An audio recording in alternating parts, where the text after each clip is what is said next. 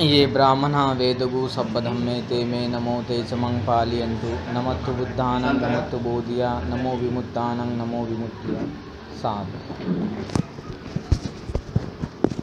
सर्व उपस्थित उपासक आणि उपासिका, आत्ताच आपण बौद्ध शिक्षण पद्धती यावर आधारित उपदेश ऐकलेला आहे। आपण काल 4 आर्य सत्याच्या बाबतीमध्ये उपदेश करण्याचं सुरू केलं होतं आणि त्याचा हा जो उत्तरार्ध आहे तो आपण आज पाहणार आहोत। भगवान तथागतांचं हे प्रथम उपदेश आहे धम्मचक्र प्रवर्तन सूत्र आणि खूप महत्त्वाचा आणि खूप मौलिक उपदेश आहे। भगवान तथागतांनी मानवी जीवनातल्या दुःखांचा प्रचंड अभ्यास केलेला आहे आणि केवळ ते व्यक्तिगत पातळीवर उत्पन्न होणाऱ्या दुःखाचाच नाही, तर मानवी विकारांमुळे ते दुःख कसं सामाजिक असेल, कौटुंबिक असेल, आर्थिक असेल, राजकीय असेल किंवा याच्याही पेक्षा विस्तृत आणि मोठ्या पातळीवर ते दुःखाचं वलय कसं निर्माण होते याचेही उपदेश आपल्याला त्रिपिटकामध्ये आढळतात। असं आपण गृहीत धरू नये की भगवान तथागतांनी केवळ आपल्या स्वतःच्या मानसिक आणि शारीरिक दुःखाचा विचार करत असताना आर्थिक स्वरूपाच्या दुःखांकडे दुर्लक्ष केलं असेल किंवा सामाजिक स्वरूपाच्या दुःखांकडे दुर्लक्ष केलं असेल किंवा राजकीय स्वरूपाच्या दुःखांकडे दुर्लक्ष केलं असेल किंवा कौटुंबिक क्षेत्रातल्या दुःखांकडे दुर्लक्ष केलं असेल किंवा पर्यावरणाकडे दुर्लक्ष केलं असेल किंवा पर्यावरणामुळे उत्पन्न होणाऱ्या दुःखांकडे दुर्लक्ष केलं असेल, तर ही भावना बिलकुल चुकीची भावना ठरेल। भगवान तथागतांनी पर्यावरणाच्या संदर्भामध्ये सुद्धा खूप उपदेश केलेले आहेत आणि ते आपल्याला त्रिपिटकामध्ये वेगवेगळ्या ठिकाणी आढळतात। भगवंतांनी गरिबीच्या संदर्भात सुद्धा खूप उपदेश केलेले आहेत आणि ते सुद्धा आपल्याला अनेक सूत्रांमधून आपल्याला आढळतात। राजा लोकांना सुद्धा प्रजेशी त्यांनी कसं राहावं, प्रजेचं त्यांनी कसं भलं करावं याचे उपदेश केले एवढंच नाही, तर त्यांनी त्या राजांकडून त्या गोष्टी करवून घेतल्याचे सुद्धा दाखले आपल्याकडे त्रिपिटकामध्ये सापडतात। म्हणून आपण हा जो काही एक दृष्टिकोन ठेवत असतो की भगवान बुद्ध शिकायचा म्हणजे आपला धार्मिक रीतिरिवाजापुरताच शिकायचा आणि बाकीचे जर काही गोष्टी शिकायच्या असतील तर त्यासाठी मग अन्य जे लोक आहेत तर त्या अन्य लोकांचा सहारा घ्यायचा, अन्य लोकांचं तत्त्वज्ञान जनमानसामध्ये सांगायचं, ही जी आपली भूमिका आहे तर या भूमिकेमुळे काय होते, कन्फ्युजनही वाढते आणि दुसरी गोष्ट माणसांमध्ये आपण संघर्ष निर्माण करून टाकतो। जसं उदाहरण फार मोठं एक्झाम्पल आपलं स्वतःचंच आहे। आपण बाबासाहेब आणि बुद्ध यांना एकमेकांचे दुश्मन म्हणून जनमानसात आणल्यासारखे आणत आहोत। म्हणजे कोण श्रेष्ठ आहे बाबा, म्हणजे मग आपण आपली शब्दरचना पण त्या प्रकारची बनवून जाते काय। आता काल परवाच आम्ही ज्या कार्यक्रमाला गेलो होतो भंतेजींच्या, तर भंतेजी आहेत ते, पण त्यांनी बाबासाहेबांबद्दल आधुनिक बुद्ध असा शब्द वापरला। आता आपण वाद कोणत्या गोष्टीचा करत नाही किंवा वादाचा हा विषय नाही, परंतु आपल्याला शब्दरचनासुद्धा आपण श्रद्धेच्या आहारी गेल्यामुळे कोणते शब्द कोणासाठी वापरत आहोत याचंही आपल्याला मग भान राहत नाही किंवा आपण अनेक प्रकारच्या अशा गोष्टी निर्माण करतो। पण आपण हे लक्षात घेतलं पाहिजे की भगवंताच्या त्रिपिटकामधील माहिती हे सर्वसमावेशक आहे, मानवतेचंच म्हणून नाही तर जीव जंतू लोकांचं सुद्धा भलं करणार आहे, इतकी त्यांच्यामध्ये कॅपॅसिटी आहे भगवान बुद्धाच्या वचनांमध्ये। 4 आर्य सत्याचा उपदेश हा साधा सरळ उपदेश नाही, हा गंभीर उपदेश आहे, याच्यामध्ये खूप मोठं गांभीर्य आहे आणि ही गांभीर्य आपल्यासाठी फार महत्त्वाचं आहे। काल आपण ज्या 4 आर्य सत्यांचा उपदेश बघितला तर त्याच्यामध्ये आपण 2 आर्य सत्य बघितली होती। त्याच्यामध्ये आपण पाहिलं होतं की दुःख काय आहे, तर भगवंताने काय म्हटलं, जन्मदुःख आहे, व्याधी दुःख आहे, जरा दुःख आहे, मरण दुःख आहे, अप्रिय गोष्टींचा संयोग होणं दुःख आहे, प्रिय गोष्टींचा वियोग होणं दुःख आहे, जी आपण इच्छा करतो ती पूर्ण न होणं दुःख आहे। थोडक्यात सांगायचं झालं तर या आपल्या स्कंदांप्रती जे उपादान किंवा आसक्ती आहे तर तीच गोष्ट दुःख आहे, असं भगवंतांनी दुःखाची कॉन्सेप्ट मांडलेली आहे, दुःखाचा अर्थ मांडलेला आहे। हा अर्थ खूप प्रमुख आणि फार महत्त्वाचा आहे। या ठिकाणचं जे चौथ्या क्रमांकाचं जे वचन आहे, संकित्तेन पंचुपादान खंद दुःखा, जे मानसिक दुःखाच्या संबंधामध्ये आलेलं आहे, त्याच्याबद्दल काल मी काहीही बोललो नाही, पण त्याच्यावर संक्षेपाने मी तुम्हाला फक्त एवढंच सांगतो की तो शब्द काय आहे।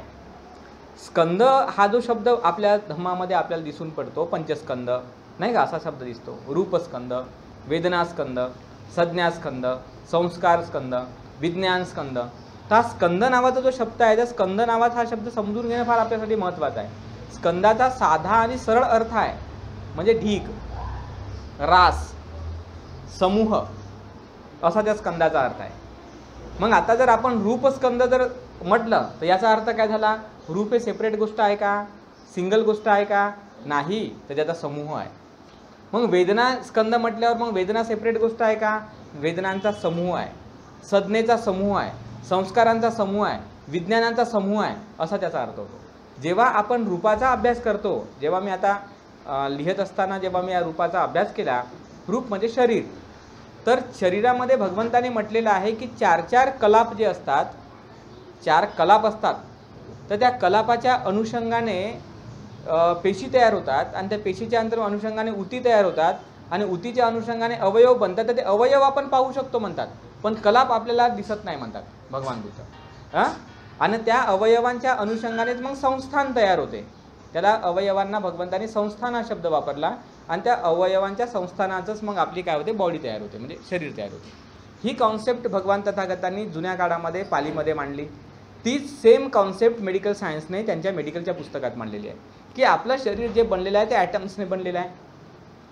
ॲटम्स जेव्हा एकत्रित रेणू बनतात, त्याच रेणूच्या अनुषंगाने परत एकत्रीकरण वाढलं का पेशी, त्या पेशीच्या उती बनतात, उतींचं एकीकरणाला अवयव बनतात, अवयवांच्यामुळे सिस्टम बनते आणि सिस्टममुळे मग आपली पूर्ण ऑर्गॅझम नावाची एक पूर्ण बॉडी बनते. म्हणजे तिथे भगवंताने जो शब्द वापरला की रूप स्कंद आहे, आधुनिक विज्ञानाने किंवा आधुनिक मेडिकल सायन्सने काय म्हणलं? रूप स्कंद आहे, नाही का? मग छोट्या छोट्या गोष्टींचा तो समूह आहे, छोट्या छोट्या गोष्टींचं एकत्रीकरण येऊन बनलेली ती गोष्ट आहे. भगवंताने तेच म्हटलं. मग भगवान काय म्हणतात की याच्या प्रती उपादान, याच्या प्रती असणारी आसक्ती हे दुःख आहे. याच्या प्रती असणारी आसक्ती, रूपाप्रती असणारी आसक्ती, वेदनेप्रती असणारी आसक्ती, सदनेप्रती असणारी आसक्ती, संस्कारांप्रती असणारी आसक्ती आणि विज्ञानाप्रती असणारी जी आसक्ती आहे तर ते दुःख आहे म्हणतात. मग आता रूप म्हटल्यानंतर शरीर आणि वेदना म्हटलं तर आपण जे अनुभव करतो त्याला वेदना म्हणतात. संज्ञा म्हटलं तर आकलन, एखाद्या गोष्टीचं जे आकलन करतो तेच त्याला संज्ञा म्हणतात. संस्कार म्हणजे आपल्यामध्ये जे इमोशन्स क्रिएट होतात किंवा ज्याला आपण प्रतिक्रिया देतो कोणत्याही गोष्टींना, तर ते प्रतिक्रिया देण्यासाठी जे आपण रिॲक्ट होतो, म्हणजे मेंटली रिॲक्शन जे क्रिएट होते आपल्यामध्ये, इमोशनल रिॲक्शन जे क्रिएट होतात, मग ते कुशल असू शकतात, अकुशल असू शकतात, तर ते रिॲक्ट होण्याची जी आपली प्रक्रिया आहे तर ते संस्कार असते. आणि विज्ञान म्हणजे जाणण्याची जी आपल्यामध्ये शक्ती आहे की ज्याला आपण अलीकडच्या काळामध्ये कॉन्सायन्स म्हणतो किंवा कॉन्शियसनेस म्हणतो, तर तो मोठा विषय असते. तर तो जो विषय आहे ती गोष्ट म्हणजे विज्ञान असते. तर या 4ही गोष्टींच्या कोणत्याही गोष्टीबद्दल आपलं उपादान, आपली आसक्ती हे भगवान बुद्ध म्हणतात दुःख आहे. याला भगवान तथागताने काय म्हटलंय? दुःख आहे म्हटलंय. म्हणजे याच्याबद्दलची आसक्ती आपल्यामध्ये असते. वास्तविक पाहता आपण उदाहरणादाखल वेदनेचा जर विचार जर केला किंवा सदनेचा विचार जर केला तर प्रत्येकाची एक आकलन क्षमता आहे. जसं आता उदाहरणादाखल आपल्यामध्ये सर्वजण आपण बसून आहोत, मी आपल्या प्रत्येकांकडे नॉलेज आहे, नाही का? म्हणजे असा कोणी नाही आहे का ज्याच्याकडे ज्ञान नाही आहे. प्रत्येकांकडे कोणत्या नाही कोणत्या विषयाचं ज्ञान आहे, परंतु हे ज्ञान नित्य आहे की अनित्य आहे? आपल्याला लहानपणी जे ज्ञान उपयोगाचं वाटत होतं ते ज्ञान आज आपल्यासाठी उपयोगाचं वाटत आहे का? किंवा आज जे ज्ञान आपल्याला उपयोगाचं वाटत आहे ते भविष्यात खरंच उपयोगाचं आहे असं आपल्याला म्हणता येईल का? म्हणजे याचा अर्थ काय? संज्ञा अनित्य आहे ना. पण आपण संज्ञा अनित्य आहे म्हणतो का? आपण संज्ञा अनित्य आहे म्हणत नाही. आपण काय म्हणतो? मी जे संज्ञा वापरत आहो किंवा माझं जे आकलन आहे माझ्या स्वतःप्रतीचं किंवा जगाप्रतीचं किंवा जे काय माझं रीडिंग आहे, वाचन आहे, मेमोराईज केलेल्या गोष्टी आहेत, तर तेच खरं आहे आणि तेच बरोबर आहे. त्याच्या व्यतिरिक्त बरोबर काय आता असूच शकत नाही. म्हणजे कलह निर्माण झाला, टेन्शन आलं, स्ट्रेस आला, तणाव आला, दुःख आहे का सुख आहे? ही गोष्ट दुःखच आहे की नाही? तर अशा प्रकारे काय होते आपल्या जीवनामध्ये अनेक बाबतीमध्ये आपण मानसिक किंवा शारीरिक दुःख काय करत राहतो? निर्माण करत राहतो आणि ते आपल्यामध्ये अनुभव होत राहते. आणि इतकंच नाही तर हे दुःख इतके प्रचंड वाढलेले असतात किंवा वाढतात की याच्यामुळे लोकांचे मर्डर होतात, याच्यामुळे लोकांची हत्या होऊन जाते, याच्यामुळे लोकांवर बलात्कार होतात. माझ्या पुस्तकामध्ये एक पुस्तक जेव्हा मी लिहिलं 2015ला, त्या पुस्तकात मी एक सुंदर असं त्या पुस्तकात मी याची मांडणी केली त्या शारीरिक आणि मानसिक दुःखाचं प्राबल्य काय आहे? मला तुम्ही सांगा, एखादा व्यक्ती किडनीच्या आजाराने पीडित असेल, त्याला शारीरिकदृष्ट्या खूप त्रास होत असेल, तो घर सोडून गेल्याचा आपण कधी ऐकतो का? का गेला बाबा तो त्रासाने घर सोडून? नाही ऐकत आपण. पण त्याला एखादी भावाचं भांडण झालं असेल आणि भावाचं भांडण झाल्याच्या नंतर त्याला जो मानसिक त्रास होतो हो त्या गोष्टीचा, तर त्या मानसिक त्रासामुळे तो घर सोडून गेला, अशी उदाहरणं आपल्याकडे भरपूर आहेत. की एखाद्याला पोटामध्ये अल्सर झालं बाबा, आणि त्या अल्सर झाल्यामुळे त्याने बायकोचा खून केला, असं आपल्याला कधीतरी दिसते का पेपरमध्ये किंवा कशामध्ये? परंतु तेच त्या बायकोनं समजा व्यभिचार केला किंवा दुसऱ्या कोणातरी सोबत हसताना किंवा बोलताना दिसली, तर त्या माणसाने त्या बाईचा खून केला, असंच उदाहरण दिसते की नाही आपल्याला? म्हणजे याचा अर्थ काय होतो, आपण शारीरिक पातळीवरची पीडा हे 2 दिवसही 4 दिवसही सहन करतो. आपण टायफॉईडनं 15 दिवस बिमार पडून राहू शकतो, आपण मलेरियानं 10 दिवस बिमार राहतो, गोळ्या घेत राहतो, डायबिटीजनं कितीतरी दिवस बिमार राहतो, बीपीनं कितीतरी दिवस बिमार राहतो. पण आपल्याला कोणीही थोडंसाही जरी मानसिक त्रास दिला तर तो मानसिक त्रास सहन करणं आपल्यासाठी साधं काम राहत नाही. साधं काम राहत नाही. आपण त्या मानसिक त्रासाप्रती इतके रिॲक्ट होतो का आपण आग बबुले होतो, क्रोधी बनतो, खून करायला मागे पुढे पाहत नाही, वेगवेगळ्या प्रकारच्या प्लॅनिंग्स करायला मागे पुढे पाहत नाही. आणि हा ट्रेस किंवा हा तणाव आपल्या जीवनामध्ये प्रचंड जर वाढला तर आपण साधी टाचणी टोचली तर हाय म्हणणारा माणूस खून करून घेतो स्वतःचा, चाकू खुपसून टाकतो, नाही तर ब्लेड घेऊन आपली नसा कापून टाकतो. असे उदाहरणं आपण पाहत नाही का समाजामध्ये? साधं इथून इथे ठेच लागल्यानंतर म्हणतो का बापरे मला ठेच लागली, रक्त निघलं. टेन्शन, ट्रेस, तणावामुळे बिल्डिंगवर चढून तिथून जंप घेणारे लोक आपण पाहतो, किंवा एखाद्या रेल्वेच्या खाली येऊन पूर्ण बॉडी कापून घेणारे, कटून जाणारे लोक आपण पाहतो. म्हणजे मानसिक ताण, मानसिक ट्रेस, मानसिक दुःख सहन करणं माणसांसाठी सोपं नसते. मग आता माझं स्वतःचं रिसर्च या फील्डवर जेव्हा मी केलं भगवान बुद्धाच्या, तर फील्डवर रिसर्च केल्यानंतर माझ्या लक्षामध्ये एक गोष्ट आली. ती गोष्ट ही आली की माणसाला बिमाऱ्या काऊन होत आहेत, याच्या मागाचं काय म्हणजे बायोलॉजिकल रिझन आहे.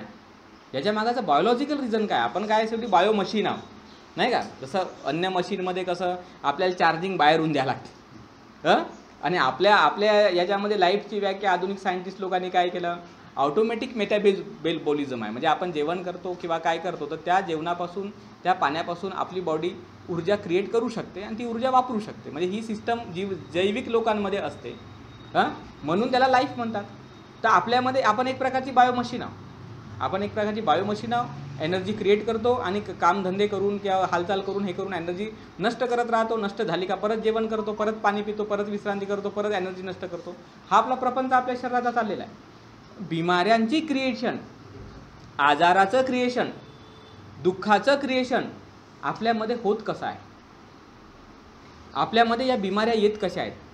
तर ट्रेस निर्माण झाल्याच्या नंतर माणूस हा मरू शकतो. म्हणजे प्रथमदर्शनी ट्रेस जर आला ना, आता आपल्याला हे प्रमाण मोठ्या प्रमाणात दिसून पडत आहे.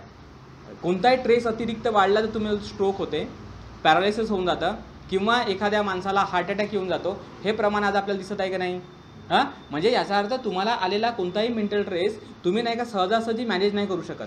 मग मॅनेज नाही करू शकत तर बॉडीने काय सिस्टम शोधून काढली उत्क्रांतीच्या नियमांमध्ये, ते विशिष्ट अवयवाला खराब करून टाकते. म्हणजे पूर्ण शरीर मरण्यापेक्षा एक अवयव मेलेला केव्हाही चांगला, एक अवयव निकामी झालेला चांगला. सर्वायवल पॅटर्नमध्ये आपल्या DNA पॅटर्नने काय केलं, ही सिस्टीम ॲक्सेप्ट केली का एक बिमार पडणं चांगलं आहे पण बाकीचं तर ऑर्गॅनिझम वाचते की नाही. म्हणजे एक पेशीय जीवांमध्ये जीवन जगण्याची जी क्षमता आहे किंवा जीवन जगण्याचा कालावधी एकदम मिनिमम आहे.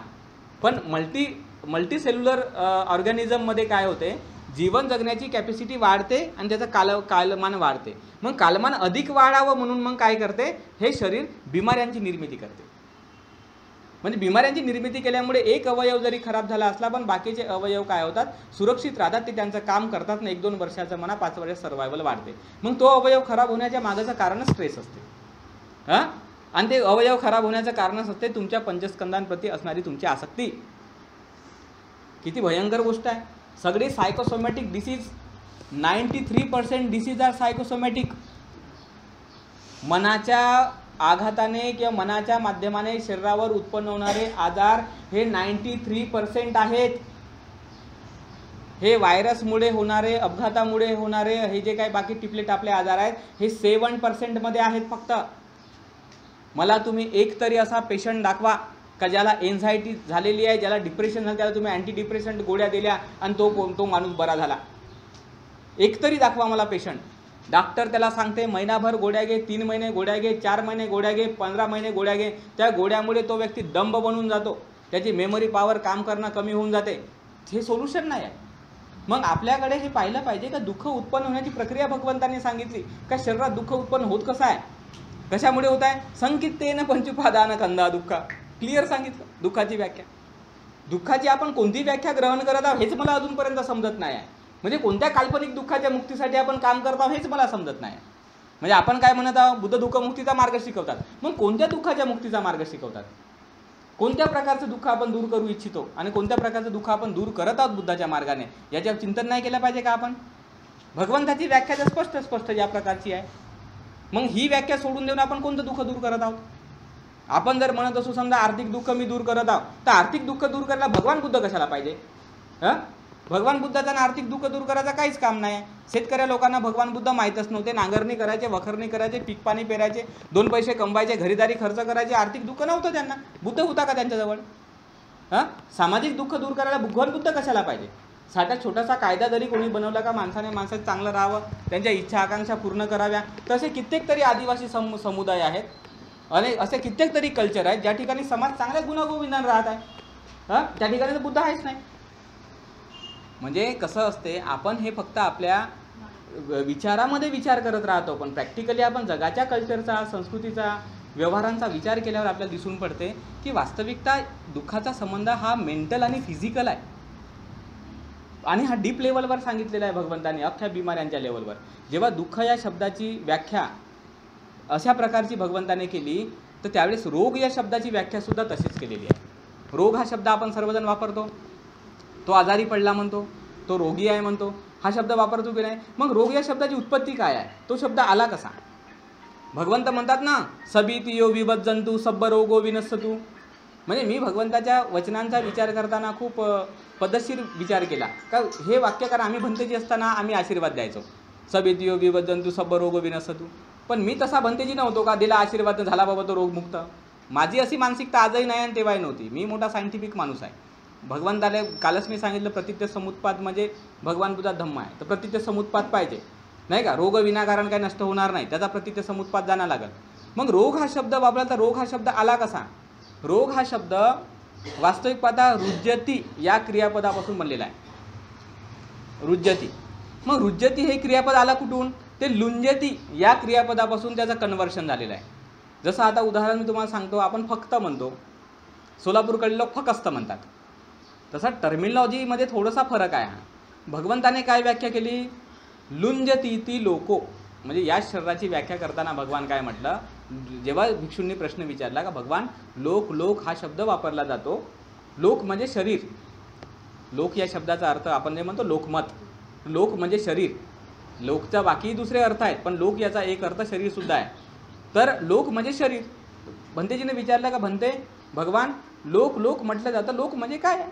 भगवान म्हणले लुंजती ती लोको पलुंजती ती लोको. लुंजती आणि पलुंजती म्हणजे लोक म्हणजे शरीर. मग लुंजती म्हणजे काय?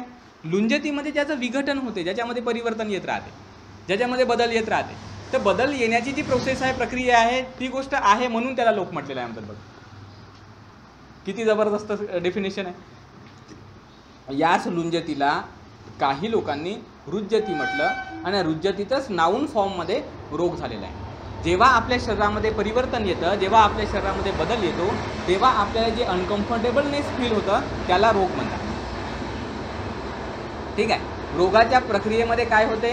अनकम्फर्टेबल फील करतो का नाही आपण? तर कम्फर्टेबल फील करतो, अनकम्फर्टेबल फील करतो. मग हे अनकम्फर्टेबल येते कशी?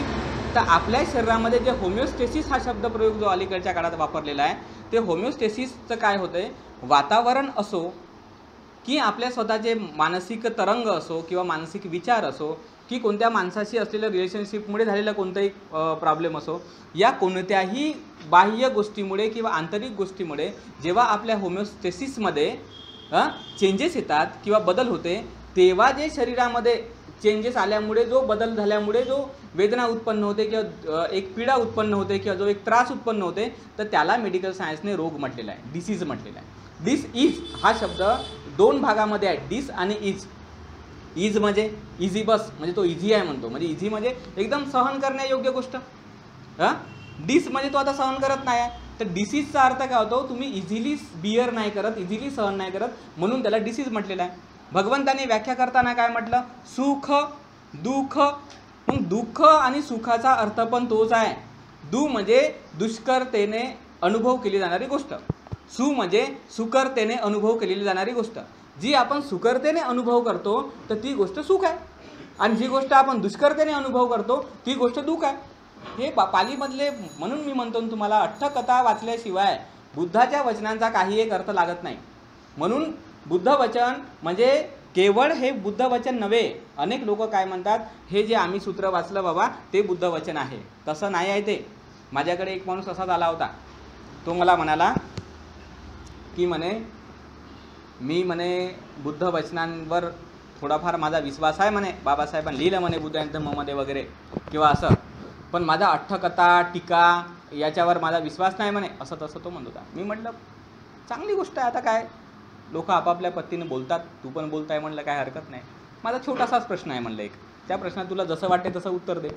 मी म्हटलं भगवान तथागतांनी महामंगलसूत्र शिकवलं की नाही? हां, तर म्हणे हो. बरं म्हटलं महामंगलसूत्रावर तर तुझा विश्वास आहे की नाही? तर म्हणे माझा आहे म्हणे, कारण बाबासाहेबांनी म्हणे ते सांगितलं म्हणे त्या एका पत्रामध्ये की लग्न करताना महामंगलसूत्र आपलं म्हणा नाही का, धागा बिगा असा द्या नवरी नवर देवाकडे, ते महामंगलसूत्र म्हणा ते लग्नात आहे म्हणे. बाबासाहेब पत्रात उल्लेख आहे म्हणे महामंगलसूत्राचा. आता मग माझा विश्वास आहे म्हणजे त्या सूत्रावर ते आहे म्हणे. म्हणजे बरोबर महामंगलसूत्र ठीक आहे. आता म्हणलं हे महामंगलसूत्र आहे आपलं, याला म्हणलं तू काय कर म्हणलं, अगदी स्टार्टिंगपासून तर शेवटपर्यंत वाच म्हटलं. हां, एकदम आस्ती वाच म्हणलं, बिलकुल काही घाई नाही म्हणलं आपल्याला, जेवढं तुला आरामात तेवढं आरामात वाच म्हणलं. आरामातही जरी कोणता माणूस महामंगलसूत्र वाचेल तर 10 मिनिटापेक्षा जास्त वेळ लागते का? हां, किती ताला सुरात म्हणू द्या त्याला, मोठ्या गाण्याच्या आवाजात म्हणू द्या त्याला, 10 मिनिटाच्या वेळ जास्त लागत नाही. मग भगवान बुद्धाने त्या देवतेला 10 मिनिटाचा उपदेश केला असेल का? थोडं लॉजिक तर लावा लागेल आपल्याला. हां, लॉजिक तर लावा लागेल. 10 मिनिटाचा उपदेश भगवान बुद्धाने केला असेल का? खरंच नाही, तसा उपदेश नाही केला. भगवान तथागतांनी त्याला उपदेश करताना 10 मिनिटाचा उपदेश नाही केला. त्या गाथेचे प्रत्येक शब्द न शब्द भगवंताने समजावून सांगितले का बाबा रे असे वनाचं बालानंग. मग बालानंग कोण आहे? मूर्ख कोण आहे? तू कोणाला मूर्ख म्हणशील का? जो दिसल माणूस त्यालाच मूर्ख म्हणशील का? तू कोणालाही पंडित म्हणशील का? जो दिसल चांगला सांगत आहे बाबा बोलत आहे झाला का पंडित तो? कोणाला तू म्हणजे काय म्हणतो आपण त्याला, पूजनीय व्यक्ती म्हणशील? कोणत्याही व्यक्तीला पूजनीय म्हणशील का तू? तर त्याच्या भगवंत तथागतांनी काय केल्या, व्याख्या केल्या. पण काय म्हणजे आपल्या त्रिपिटक रचनाकारांनी काय केलं की पाठांतराच्या दृष्टिकोनातून या गाथा सेपरेट काढल्या. कारण या गाथा जरी पाठ केल्या तरी त्याचा जो सार आहे तो आहे, आणि त्याच्या अठ्ठकथा विशेष विश्लेषण जे आहे ते बाजूला ठेवलं कारण त्याचा आकार मोठा आहे. म्हणजे जेव्हा आपण महामंगलसूत्र आणि अठ्ठकथा यांच्या कंबाईनली जेव्हा करतो आणि ते जेव्हा आपण रीड करतो किंवा वाचतो तर कमीत कमी आपल्याला 3 ते 3.5 तास लागतात. म्हणजे ही सिस्टम आहे. आणि अठ्ठकथेमध्ये प्रत्येक शब्दांचा अर्थ सांगितलेला आहे, जे शब्द आपण जनरली उपयोगामध्ये आणतो. संपूर्ण मराठी भाषा जी आपण बोलतो, हिंदी भाषा जी बोलतो, त्याच्यावर पालीची मोठी छाप आहे आणि त्याच्या अर्थांवर पण पाली भाषेची छाप आहे. कारण बुद्धाचेच अर्थ प्रचलित आहेत सगळीकडे, जे बुद्धाने अठ्ठकथांमध्ये शिकवलेले आहेत. ठीक आहे की नाही? तर आपण हे लक्षात घ्यायचं. म्हणून दुःख याचा अर्थ काय होतो? दुष्करतेने सहन करणे. आणि सुख याचा अर्थ काय होतो? सुकरतेने सहन करणे. मग रोगाची व्याख्या आणि डिसीजची व्याख्या आधुनिक वैद्यकशास्त्राने कशी केलेली आहे की आपलं होमिओस्टेसिस बिघडल्यानंतर आपल्या शरीरामध्ये जे आपण पीडा अनुभव करतो, अनइझीनेस अनुभव करतो, त्यालाच डिसीज म्हटलेलं आहे. आणि त्या डिसीजला दूर करण्यासाठी त्यांनी वेगवेगळ्या प्रकारच्या सिस्टम्स ओपन केलेल्या आहेत. मग काउन्सिलिंग त्यापैकी एक आहे, हिलिंग त्यापैकी एक आहे, मेडिसिन आहे, ऑपरेशन्स आहेत. अनेक प्रकारच्या ज्या सिस्टम निर्माण झाल्या त्या केवळ आपल्या या शरीराच्या आणि मनाच्या दुःखाला दूर करण्यासाठी झालेल्या आहेत. मग जेव्हा की आपण मेडिकल सायन्सचा एखादा डॉक्टर आपल्याकडून लाखो रुपये घेत आहे तर आपण त्याला म्हणत नाही का हा बिझनेस करत आहे धर्माचा म्हणून? बिझनेस तर धर्माचा करत आहे ना. तो कशाचा करत आहे बिझनेस? अधर्माचा नाही करत आहे. या जगात कोणीही अधर्माने जिवंत नाही राहू शकत, धर्मानेच जिवंत राहतो. मग धर्माचा बिझनेस कसा करत आहे? जी व्याख्या भगवान तथागतांनी चक्षुची केली, डोळ्याची केली, तीच व्याख्या मेडिकल सायन्सने डोळ्याची केलेली आहे. कसं डोळ्यांचं विज्ञान निर्माण होते, कसे डोळ्याला आपल्याला दिसते? तर भगवान बुद्ध काय म्हणतात चक्षु, रूप, आलोक, मनसिकार आणि चक्षुविज्ञान ही सूत्री सांगितलेली आहे.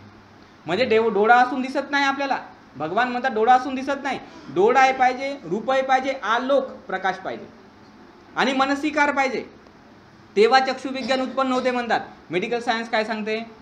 डोळा पाहिजे, दिसणारी दृश्य एखादी वस्तूही पाहिजे, त्याला स्टिम्युली म्हटलेलं आहे. एखादी स्टिम्युलस पण पाहिजे ना. आणि तेवढंच नाही पाहिजे, प्रकाश पण पाहिजे म्हणते, लाईट पण पाहिजे म्हणते. आणि तेवढंच ते मनसिकार म्हणजे तुमच्या ब्रेनमधलं ते सेंटर जे आहे ते पण जागृत पाहिजे म्हणते. ती जर काही बिघाड झाला असेल ना, इकडे बाकीच्या सगळ्या गोष्टी असतील तर काही फायदा नाही म्हणते. आणि तेव्हा मग तुम्ही डोळ्याने जाणता का हा हे हो ना हे ते हो म्हणून. एवढे महान भगवान बुद्ध आपल्याकडे असून आपण कोणत्या विषयांचा अभ्यास करत आहोत? आपले पोरं मेडिकल सायन्सचा अभ्यास करताना 10-10, 20-20 लाख खर्च करत आहोत आपण, आणि भगवान बुद्धाचं मेडिकल सायन्स शिकायला आपल्याकडे 1 रुपया नाही, 5,000 नाही, 10,000 नाही. मी जेव्हा कधी माझ्या सेमिनारच्या फीस ठेवतो तर ते लोक म्हणतात एवढे पैसे.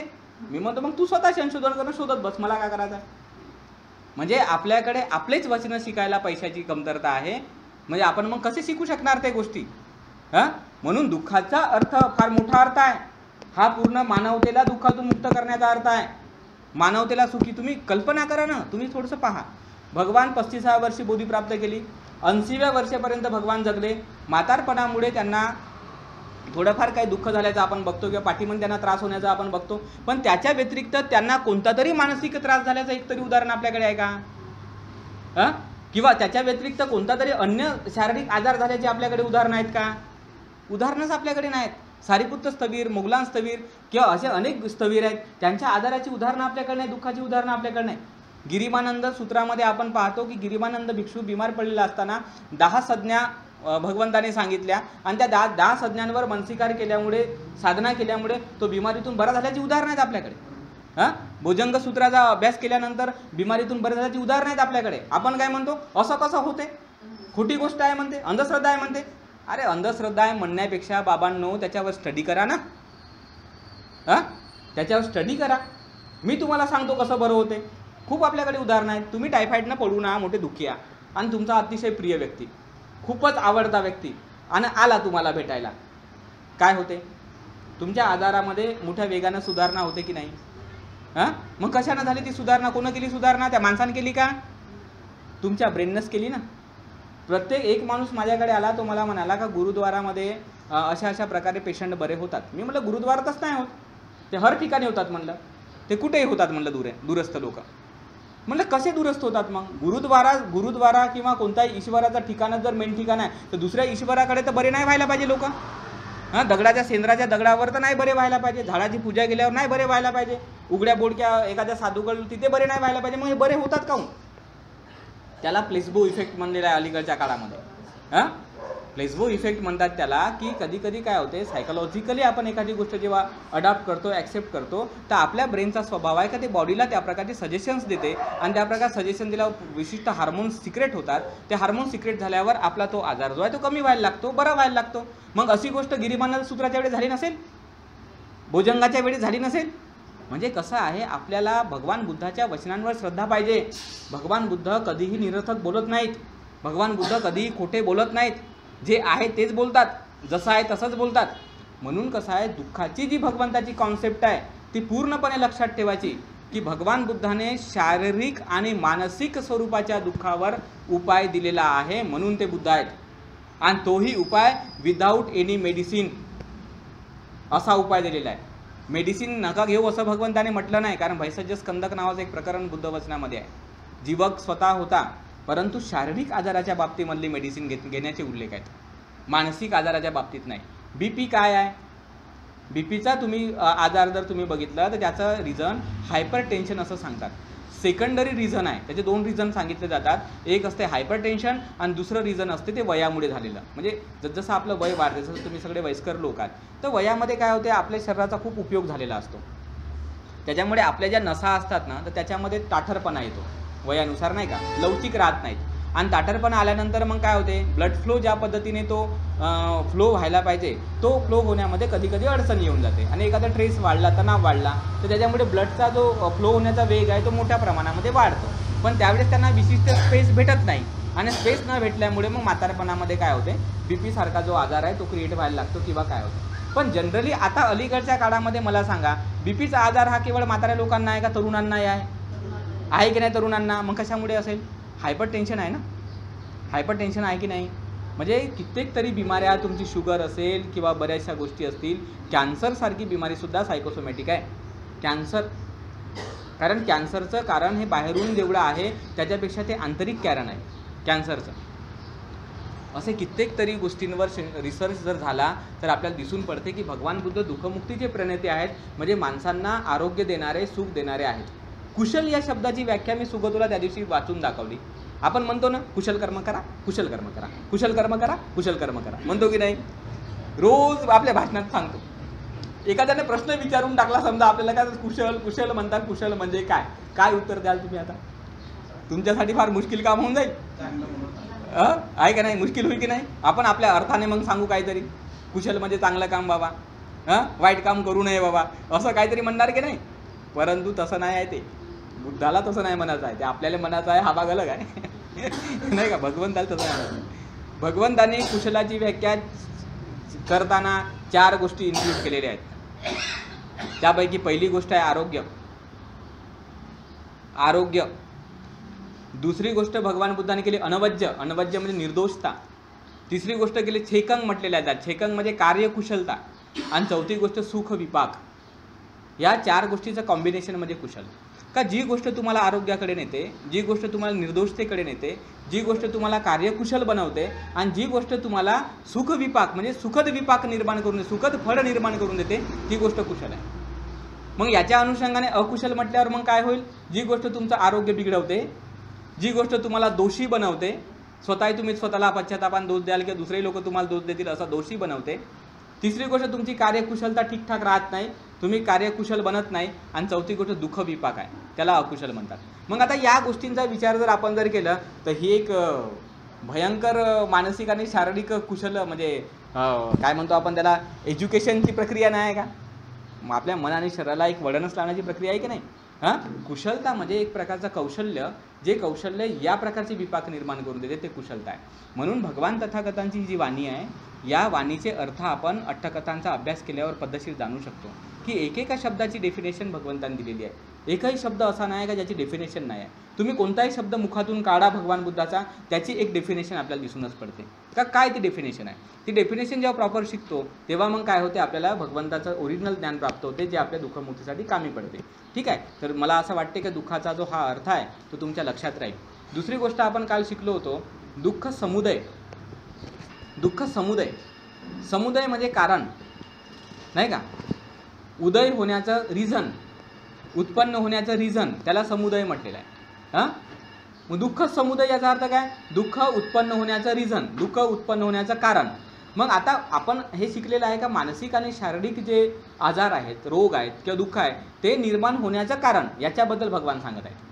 मग ते काय कारण सांगितलेलं आहे? तृष्णा हे त्याचं कारण आहे. आपण काय म्हणतो, तृष्णा हे त्याचं कारण आहे.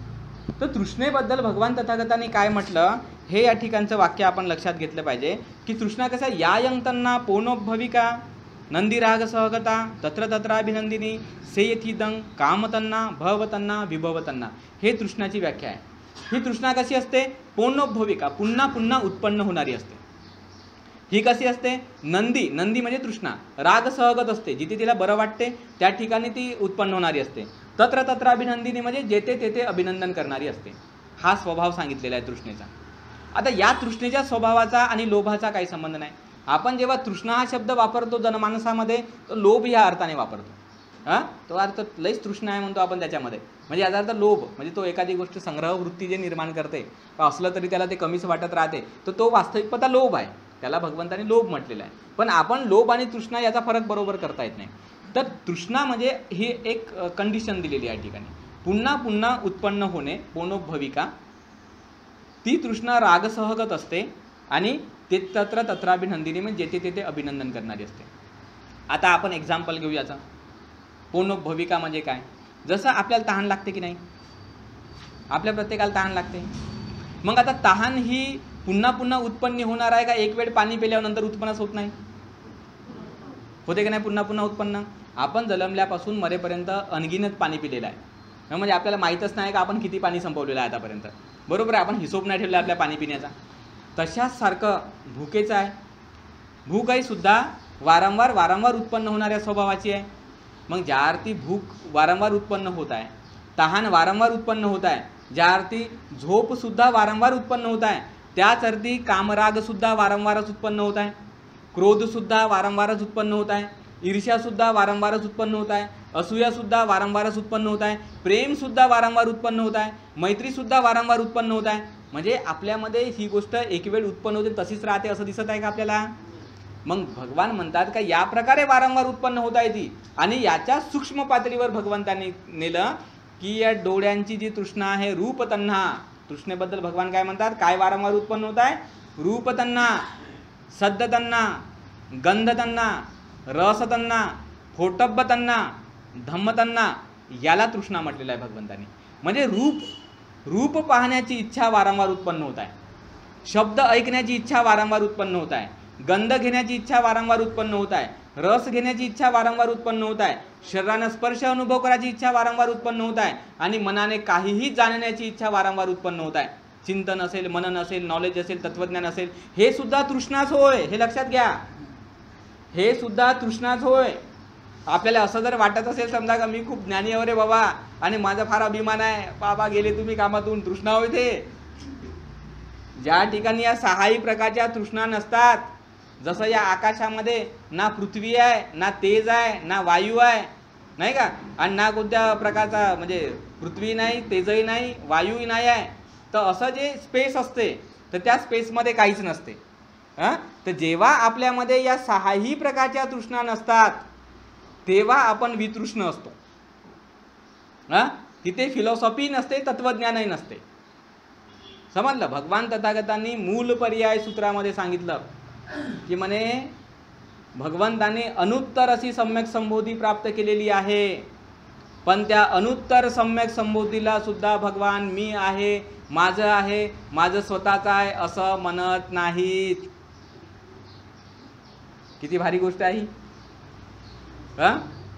त्याला म्हणतात विस्तृष्ण असणे. आपण तर लहानचं नॉलेज प्राप्त करतो एवढूसं आणि म्हणतो माझं आहे, माझं आहे, म्हणतो की नाही. लहानची प्रॉपर्टी प्राप्त करतो, म्हणतो माझं आहे, माझं आहे, माझं आहे, आणि वारंवार याच्यामध्ये आपण उत्पन्न करणे सुरू राहते आपलं. पुन्हा उत्पन्न होत राहतात गोष्टी, पुन्हा उत्पन्न होत राहतात गोष्टी. म्हणून म्हटलेलं आहे. आणि कशा उत्पन्न होतात? राग सहगत. ते उत्पन्न झाली का मोठी खुशी वाटत राहते आपल्याला. झाली उत्पन्न का खुशी, झाली उत्पन्न का खुशी. रोजच सेंट मारत आहो आपण, आणि रोजच सेंट मारल्याने, मी तर कधीच नाही मारत, मला लहानपणापासून तर पावडर पण नाही लावला. म्हणजे रिअल फॅक्ट सांगतो, कारण मी बुद्धाचा शिष्य बुद्धाच्या शिष्यासारखा जगतो. माझी बायको किती वेळ मला म्हणते की केस बीस आता रंगवा तुम्ही, काय आता भंतेची नाही राहिले. मी म्हणतो जो रिअलिटी आहे वो है, वो तुम्हाला तुम देखो. म्हणजे रिअलिटीला मी ॲक्सेप्ट करतो. काय ॲक्सेप्ट करतो? कारण भगवान बुद्धाचा मी शिष्य आहो. भगवंताचं मी शील ग्रहण केलं. त्या शिलामध्ये मी पाहिलं माला गंध विलेपन धारण मंडन विभूषण ठाणा वेरमणी सिक्खापदं समाध्यामी. अरे या माला गंध विलेपन धारण केल्यानं का या शरीराची दुर्गंधी खतम होणार आहे का?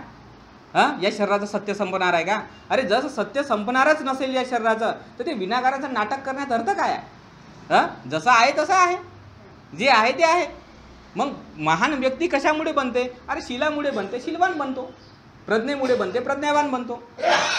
जे आंतरिक गुणामुळे बुद्ध महान बनले, ज्या आंतरिक गुणांमुळे बाबासाहेब महान बनले, ज्या आंतरिक गुणामुळे भिक्षू लोक महान बनले, अरहत बनले, प्रत्येक बुद्ध बनले, त्या आंतरिक गुणाचा विकास करण्याचा प्रयत्न करतो. बाहेरची काय तर माझी काय आज आहे, आयुक्षय झाला, पुण्यक्षय झाला, कुठल्या एखाद्या अकुशलाचा विपाक आला, नाही तर आयु आणि पुण्य कसं एकाच वेळी खतम झाला का मी खतम. चारपैकी कोणतंही निमित्त निर्माण झाल्यावर मी कशाचा वाचतो मग? तर हे रिअलिटी आहे. तर म्हणून आपण काय केलं पाहिजे? रिअल ज्या गोष्टी आहेत त्या पाहिल्या पाहिजे.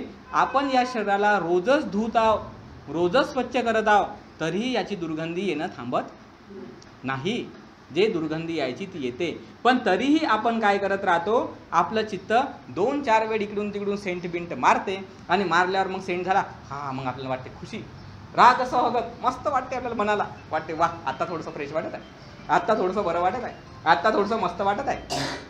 हे जे आपल्याला मस्त वाटत आहे, जे वाटतं ते मस्त वाटत आहे, हे जे वाटण्याची प्रक्रिया आहे त्याला राग सहगत म्हटलेलं आहे. आणि या मस्त वाटण्याच्या प्रक्रियेमुळेच तर दुःख उत्पन्न आहेत ना, हां नाही का? या मस्त वाटण्याच्या प्रक्रियेमुळे हे दुःख उत्पन्न आहेत, हे त्याचा एक अर्थ आहे. आणि नंतर तत्र तत्र अभिनंदिनी, म्हणजे याचा अर्थ काय होतो? जेथे तेथे अभिनंदन करणारा. जसं उदाहरणार्थ हे ग्लास जर मला चांगलं वाटत असेल तर या ग्लासलाच मी चांगलं वाटते इथेच थांबत नाही, त्याच्या बाजूची वस्तूही मला चांगली दिसलं मी त्याचंही अभिनंदन करतो. इकडलं लक्ष मग तिकडे जाते, तिकडलं लक्ष तिकडे जाते. म्हणजे आपण सदैव 6 इंद्रियांच्या बाबतीमध्ये विषयांमध्ये चकरबकरच राहतो. मोठे चकरबकर राहतो आपण. केवळ आपल्या भौतिक विश्वात नाही, स्वप्नामध्येही चकरबकरच राहतो आपण. जे स्वप्नही पडतात ना, त्या स्वप्नामध्येही आपण असेच भटकत राहतो जसे या जगामध्ये भटकत आहोत. म्हणून भगवंतांनी म्हटलं अंतो जटा बहिर्जटा जटाय जटिता पजा. आहे का नाही हे गाता? अरे आतोही जंजाळ आहे बाबा आणि बाहेरचंही जंजाळ आहे, आणि या जंजाळातून मुक्त होण्याचा काही उपाय आहे का नाही? भगवंतानं हा जो तृष्णा शब्द वापरला हा वास्तविक पाहता आपल्या मानसिक आणि शारीरिक प्रक्रियेमध्ये या जगाशी जुळल्यानंतर ज्या गोष्टी उत्पन्न होतात तर त्याच्या संदर्भातला हा शब्द आहे. आणि त्याच्यामुळे काय होते, याच्यामध्ये आपण इतक्या गुरफटून जातो की आपल्याला हे समजतच नाही का आपण तृष्णेमध्ये आहोत. तृष्णेमध्ये आहोत असं आपल्याला समजतच नाही ना. मग आपल्याला काय वाटते, मी जे काही करत आहोत ते बरोबर आहे, पण वास्तविक पाहता आपण तृष्णा पूर्ण करण्याचं काम करत राहतो. आणि ते काम पूर्ण कितीही जरी आपण केलं तरी नवीन तृष्णा आपल्यामध्ये कधी नाही कधी उत्पन्न होते, कारण त्याचा स्वभाव पुनर्भविक आहे, पुन्हा पुन्हा उत्पन्न होणे हा त्याचा स्वभाव आहे. म्हणून ही तृष्णा कशी आहे, कामतन्ना भवतन्ना विभवतन्ना अशा प्रकारची आहे. म्हणजे कामतन्ना म्हणजे काय म्हणतात त्याला, एखाद्या गोष्टीमध्ये कामना निर्माण झाल्यानंतर त्याच्याने आपण काय म्हणलं का पियमानो, आपण काल शिकलो ना. म्हणजे ते इच्छा उत्पन्न झाली, ती पूर्ण झाली का आपलं मन कसं होते, प्रसन्न होते, चांगलं वाटते आपल्याला. तर ते प्रियमानो म्हणतात, त्याला पियमानो म्हणतात. तर हे पियमानो म्हणजे ज्या गोष्टीमध्ये आपल्याला प्रियभाव वाटते, चांगलं वाटते, त्याला कामतन्ना म्हणतात. भवतन्ना म्हणजे काय होते, भवतन्ना म्हणजे ती जी आपल्याला कामना निर्माण झाली, त्याचं सुख निर्माण झालं तर ते कंटिन्यू टिकवण्याची जी इच्छा आहे ती, म्हणजे आपल्याला कंटिन्यू टिकवावं असं वाटते. जसं आता उदाहरणादाखल आपल्याकडे आर्थिक थोडीफार सुबत्ता असेल, थोडंफार आपल्याकडे सुख असेल तर आपल्याला काय वाटते, ते तसंच टिकावं असं वाटते की नाही. आता महिला असेल, थोडी सुंदर दिसत असेल तर तिला काय वाटते, माझी सुंदरता तशीच टिकावी अशी वाटते. तरुण असेल तर काय वाटते, माझं तारुण्य असंच टिकावं असं वाटते. म्हणजे आपल्याला ज्या गोष्टीमधून सुख भेटत आहे ती गोष्ट कंटिन्यू व्हावी ही जी काही मेंटॅलिटी असते तर त्याला म्हणतात भवतन्ना, त्याला भवतन्ना म्हणतात. आणि ही भवतन्ना कंटिन्युअस काम करत राहते. आणि या भवतन्नेसाठी आपण खूप मोठे लवाजमे निर्माण करतो. सगळे ब्युटी पार्लर चालत आहेत, सगळे केस कर्तनालय चालत आहेत, सगळे कपड्यांची दुकानं चालत आहेत, सगळे खाण्यापिण्याची दुकानं चालत आहे. अरे मोठा बिझनेस चालू आहे याच्यावर. बिझनेसमॅन तोच आहे जो तुमच्या तृष्णांना बढावा देते. आणि आम्ही बिझनेसमॅन बनू नाही शकत कारण तृष्णाला खतम करा म्हणतो, आणि ते कोणाला आवडत नाही. बिझनेसमॅन कसा बनते, तृष्णा तुमच्या वाढवणाऱ्या गोष्टी असतात त्या. आणि एकदा तृष्णा वाढवण्याचं त्याने हे केलं का आपण त्याच्या मागं लागणारे असल्यामुळे आपण त्याचा बिझनेस काय करतो, वाढवून टाकतो. आणि तो बिझनेस वाढतोच. वेगवेगळ्या प्रकारचा बिझनेस आपल्याला दिसून पडते कारण ती भवतन्ना आहे. भवराग आहे मग किंवा भवतन्ना आहे. आपल्याला वाटते का ते कंटिन्यू टिकलं पाहिजे, कंटिन्यू टिकलं पाहिजे. आणि विभवतन्ना काय आहे, विभवतन्नामध्ये ज्या गोष्टीच्या बाबतीमध्ये आपल्याला दुःख वाटते तर तिथे आपण माघार घेतो, त्याला विभवतन्ना म्हणतात. माघार घेतो आपण. जसं आपल्याला चटका लागला, हात मागे आला, तिथे कुत्रा भुकत आहे, आपण लगेच इकडेच येतो. म्हणजे आपली मेंटल स्टेट काय करते, तिथे धोक्याची काहीतरी सूचना आहे असं त्याला जाणवलं का ते बिलकुल रिव्हर्समध्ये येते. रिव्हर्स होण्याची प्रक्रिया असते. तर आपला सदैव प्रयत्न बघा तुम्ही 24 तासासारखा याच्यामध्येच चालत राहते. कामतन्ना रस घेणे, एखाद्या गोष्टीमध्ये आस्वाद घेणे. भवतन्ना आस्वाद भेटला का त्याच्यामध्ये रमणे, आणि आस्वाद नसेल भेटत तर पड काढणे. सतत आपलं हेच चालू असते, आपल्या मना आणि शरीराची प्रक्रिया. आणि आपण याच्यामध्येच खूप मग मजा करत राहतो, मोठी मजा वाटत राहते. मग गाणे पाण्यात मजा वाटत राहते, गाण्याच्या कार्यक्रमात मजा वाटते. गैचूळचं उदाहरण सांगतो. आमचा त्या दिवशी एक कार्यक्रम झाला, आमच्या मित्रांनी अरेंज केला. 2 दिवस कार्यक्रम होता. माइंड बॉडी अँड म्हणजे मन शरीर आणि हॅपीनेस असा त्या गोष्टीचा विषय होता. 2 दिवस मग मी त्या ठिकाणी शिकवलं. किती लोक उपस्थित असतील त्या कार्यक्रमामध्ये, 20 ते 22 लोक होते फक्त. विहार खूप मोठं बांधलेलं आहे आणि थोडंसं त्याची आपण काही फीस ठेवली होती कारण त्यांना नाश्ता वगैरे चहा वगैरे असल्यामुळे आता आमच्याकडे काय नाही म्हटलं, तुम्ही कलेक्ट करा आणि त्या प्रकारे मॅनेज करू आपण. 22 लोक आले फक्त. आणि मग मित्रांमध्ये अशी चर्चा झाली तर ते काय म्हटले, बघा म्हणे असं आहे म्हणे यांचं म्हणे, हे सगळे या विहाराच्या बाजूचे जे घरं आहेत ना म्हणे सगळे बौद्धांचेच होत म्हणे. यांच्याकडे का 350 रुपये नाही आहेत का म्हणे द्यासाठी? हां, पण तसा मुद्दा नाही म्हणे. यांना काय वाटते म्हणे, हां कोण ऐकत बसल, हां अशी भावना राहते म्हणे, का कोण ऐकल, आपल्या घरी पुस्तक आहेत आपण तर वाचतोच ना, काय शिकायचं आहे भगवान बुद्ध बाबासाहेब, हां अशी मानसिकता आहे म्हणे. आता तेच म्हणे या विहाराच्या अध्यक्षाने म्हणा किंवा कोणी गाण्याचा जर कार्यक्रम ठेवला ना म्हणे, तर 2000 नाही 5000 तुम्ही मागा म्हणे, देतात म्हणे लोक. 5000 मागा म्हणे, वर्गणी आहे बाबा, या गायकाला आपण बोलवलं, मोठा उत्साह, आणि इथे जागा नाही पुरत म्हणे, मग हा विहार तर भरतेच भरते म्हणे, हा पूर्ण एवढा मोठा ग्राउंड आहे तोही भरून जाते म्हणे. म्हणजे लोकांची मानसिकता तृष्णेशी जुळलेली आहे, नाही का, वितृष्णेशी नाही, निर्वाणाशी नाही. निर्वाण त्याला नको आहे, त्यांना काय हवं आहे, तृष्णा. ते बरं मला तुम्ही सांगा, गाणे त्याने याच्या आधी कधीच नाही ऐकले का? टी व्हीवर गाणेच ऐकत आहेत, नाचताना लोकांना पाहतच आहेत, तिथे लाडबुद्धावर सतत गाणे दाखवतच राहतात, आवाज इंडियावर दाखवतच राहतात. अरे सगळीकडे गाणेच गाणे आहेत ना बाबासाहेबांचे बुद्धाचे. कितीही आपण ऐकतो तरी आपल्याला वाटते चला रे बाबा जाऊ, चला रे बाबा जाऊ. आपल्या कानाला बरं वाटते एवढाच त्याचा उद्देश आहे. त्याच्यात काही शिकतात बाबा, की त्याच्यात फार मोठा त्यांना बोध होते, नंतर मग आता फार महान व्यक्ती बनते, असं बिलकुल नाही राहत. पण ते आपल्याला बरं वाटण्यासाठी त्या गोष्टी असतात. जसं उदाहरणादाखल हिंदू लोकांनी राधाकृष्णाचं पात्र उभं करून अश्लीलातले अश्लील गाणे त्या दोघांचं नाव टाकून लिहिलेले आहेत की नाही? हां, नाव त्यांचं आहे, आता त्या अश्लील गाण्याला कोण बॅन आणल? तसारखं आपणही काय केलेलं आहे, बाबासाहेबांचं आणि बुद्धांचं नाव टाकू टाकू अशी अतिशय चांगली चांगली गाणी बनवलेली आहेत. त्याचं म्युझिक इतकं भारी आहे का ते ऐकल्यावर आपल्याला असं नाचावंसं वाटते, असं म्हणजे असं वाटतं का बापरे किती मस्त वाटत आहे आता, नाही का? म्हणजे आपल्यामध्येही मग असा जोश येते. काही काही वेळेस तर गाणी आता इतकी भारी बनवली लोकांना नवीनवाली, का डीजेमध्ये वाजवता आली पाहिजे. का डीजेमध्ये ते गाणं वाजवलं का कशाचा बाबासाहेब ना कशाचा बुद्ध, इकडे डीजेत वाजलं रे वाजलं का तो आपला बायानं माणसानं पोरानं पोरी नाचायला लागतात. मग हे तृष्णा नाही आहे का? ही नाव बुद्धाचं आपण वापरत असलो तरी काय झालं, बाबासाहेबांचं वापरत असलो काय, पण आपल्या इच्छा आकांक्षांचा त्या ठिकाणी प्रकार जो घडत आहे तर तो तृष्णेतून बाहेर पडण्यासाठी नाही घडत आहे, तृष्णा वाढवण्यासाठीच घडत आहे, नाव कोणाचंही असो. म्हणून हे तुम्ही लक्षात घेतलं पाहिजे, तृष्णा फार व्यापक गोष्ट आहे. मग आता भगवान काय म्हणतात तिसऱ्या गाथेमध्ये, इदं दुःखं अर्य सत्यं, म्हणजे काय म्हटलं का दुःख निरोधं अर्य सत्यं यो तस्सा एव तन्नाय असेस विराग निरोधो त्यागो पटी निस्सग्गो मुक्ती अनालयो इदं खोपन भिक्कवे दुःख निरोध गामिनी पटिपद अर्य सत्यं. काय म्हणजे गाथा आहे, याचे शब्द समजून घेतले पाहिजे. का दुःखाचा निरोध मग कसा होईल, त्याचं निरोधाचं सत्य काय आहे? तर भगवान काय म्हणतात, यो तस्सा एव तन्नाय, म्हणजे ही जी काही तृष्णा मी सांगितलेली आहे 3 प्रकारची, कामतन्ना, भवतन्ना, विभवतन्ना, जी पुन्हा पुन्हा उत्पन्न होणारी आहे, जी राग सहगत आहे आणि जी तिथे तिथे अभिनंदन करणारी आहे, ही जी मी तुम्हाला तृष्णा सांगली, यो तस्सा, तस्सा म्हणजे त्या तृष्णेचा असेस विराग निरोधो, म्हणजे असेस विराग निरोधो. याच्यामध्ये शब्द आहे 3. एक आहे असेस म्हणजे शेष न राहणे, आणि विराग म्हणजे वैराग्य, त्याच्याप्रती विरक्ती, आणि निरोध म्हणजे त्याचा निरोध होणे, ती गोष्ट नाशात जाणे. मग हे कशा प्रकारे अजून परत सांगितलं, त्यागो त्याचा त्याग होणे, पटी निस्सग्गो ते बिलकुल सुटून जाणे, मुक्ती म्हणजे त्याच्यापासून मुक्त होऊन जाणे, आणि अनालयो म्हणजे ते ज्याला आपण अनालय म्हणतो, जसं ज्या अर्थी आता हे आलय आहे, म्हणजे आपली जे भिंत आहे ते आलय आहे, परंतु स्पेस आलय आहे का? स्पेस आलय नाही आहे, स्पेसमध्ये कोणी काही राहू नाही शकत, त्याला अनालय म्हणतात.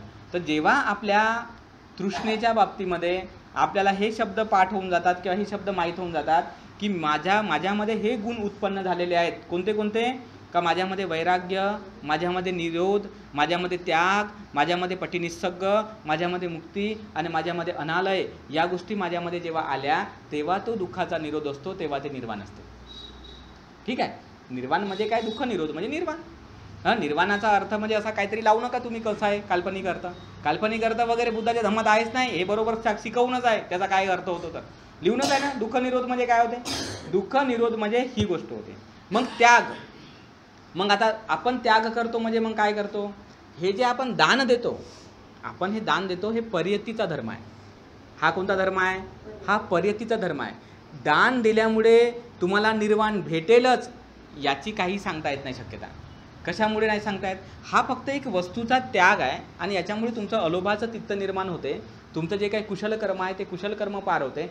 पण या ठिकाणी ज्या त्याग या शब्दाची भगवंताने व्याख्या केली तर ती कशाबद्दलचा त्याग आहे, का चक्षुलोके पिय रूपं सात रूपं एथेसा तन्ना उपज्यमाना उपज्यती निविसमाना निविसती.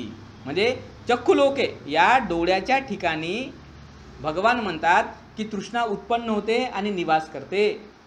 असं म्हटलं भगवंतानी. आणि एथेसा तन्ना उपज्यती म्हणजे येथे तृष्णा उत्पन्न होते म्हणतात. एथेसा तन्ना निविसती म्हणजे इथेच निवास करते म्हणतात चक्षुलोकामध्ये. आता हे असे भरपूर गोष्टी सांगितल्या भगवंतांनी, पण मी उदाहरण म्हणून एका फक्त सांगितलं. श्रोत्र लोके आहे, घ्राण लोके आहे, अजून ते म्हणजे 60 प्रकारे असे भगवंतांनी शब्द वापरले. 60 शब्द वापरले 60. एक उदाहरण घेऊ आपण. तर त्या ठिकाणी जी तृष्णा उत्पन्न होते, त्या ठिकाणी जी तृष्णा निवास करते, तर त्या ठिकाणी जेव्हा तुम्ही निरुद्धती करता, निरोध करता, तेव्हा ते तृष्णेचा निरोध असते. तेव्हा तृष्णेचा. हे जे सील कर्म आहे, दान कर्म आहे, हे कसं आहे पर्यतीचे धर्म आहेत. समाजामध्ये संस्कार, सामाजिक संस्कार निर्माण होणे, संस्कृती निर्माण होणे आवश्यक असते. कारण समाज एक सुंदर दिसण्यासाठी आणि दोन चांगल्या गोष्टी करण्यासाठी संस्कृतीची रचना आवश्यक आहे. तर पर्यतीत धर्म काय करते, संस्कृतीची रचना असण्याची प्रक्रिया आहे.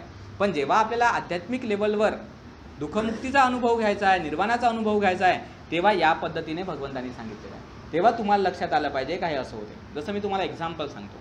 आता एक्झाम्पल तुम्हाला सांगतो. माझा लहान भाऊ आहे, अतिशय चांगला मुलगा आहे. तो त्याला खूप आनंद वाटतो, त्याला असा आनंद वाटतो. माझ्या बाकीच्या नातेवाईकांना तेवढं काही समजत नाही माझ्या बाबतीमध्ये.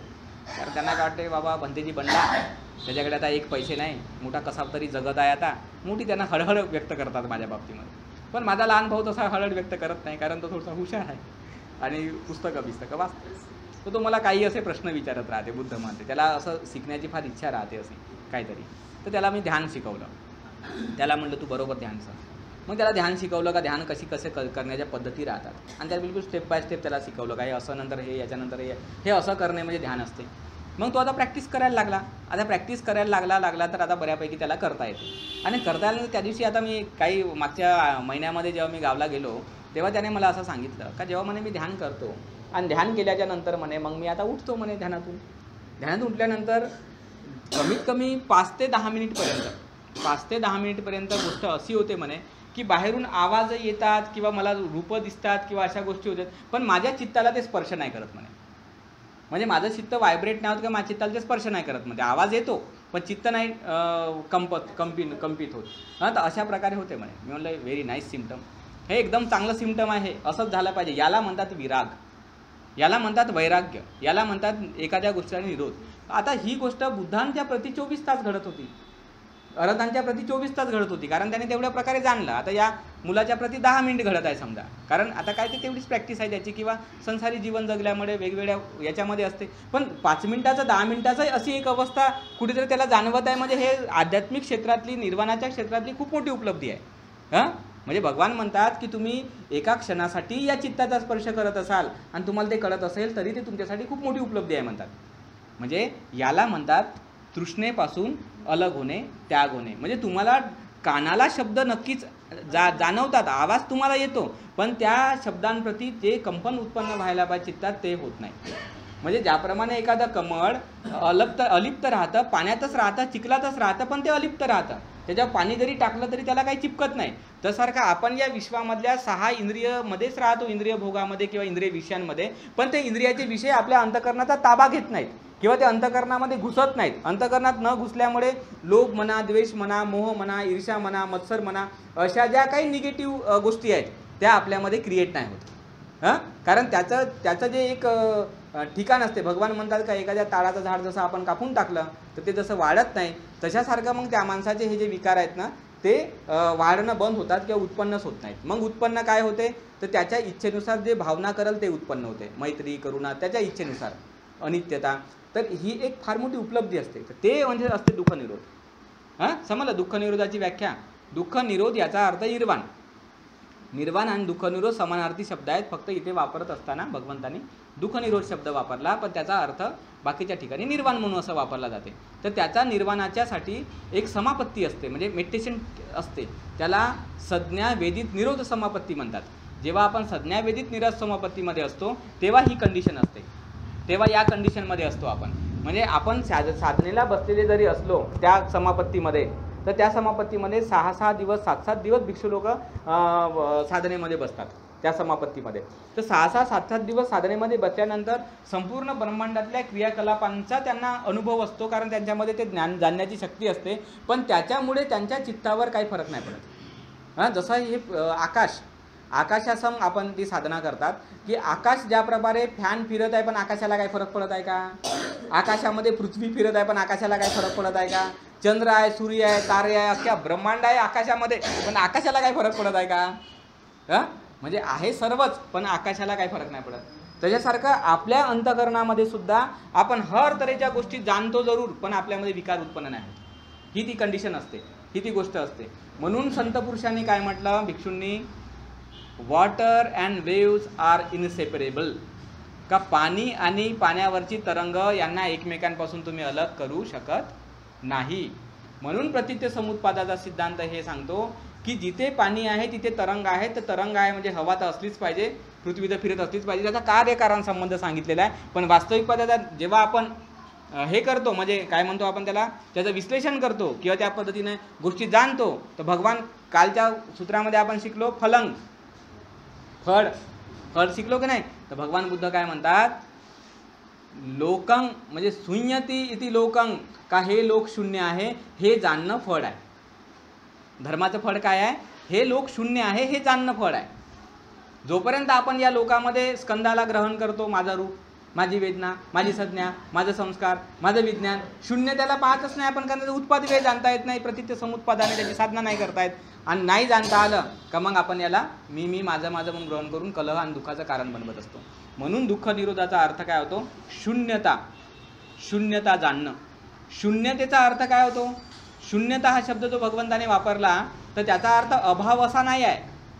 शून्य म्हणजे का काहीच नाही बाबा असा त्याचा अर्थ नाही.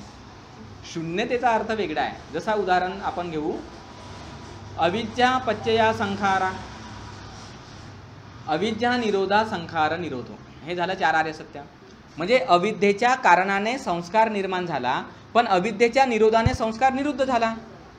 मग आता या दोन्ही गोष्टीमध्ये आपण जर पाहिलं तर तिथे वास्तविकता काहीच नाही आहे. जसं उदाहरण तुम्हाला सांगतो, H2O याच्या कॉम्बिनेशनमधून पाणी निर्माण झालं, पण त्याचं विभाजन केल्यावर पाणी आहे का? मग पाणी नाही आहे. मग तुम्हाला का हायड्रोजनचा अणू दिसत आहे या ठिकाणी, तर पाणी तर गायबच झालं.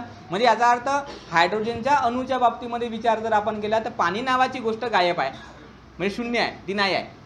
तर अशा पद्धतीने आपण आपल्या शरीराचं आणि या जगातल्या व्यवहारांचं जेव्हा प्रत्यक्ष रित्या समर्षण करतो तर तेव्हा ती विपස්සना असते.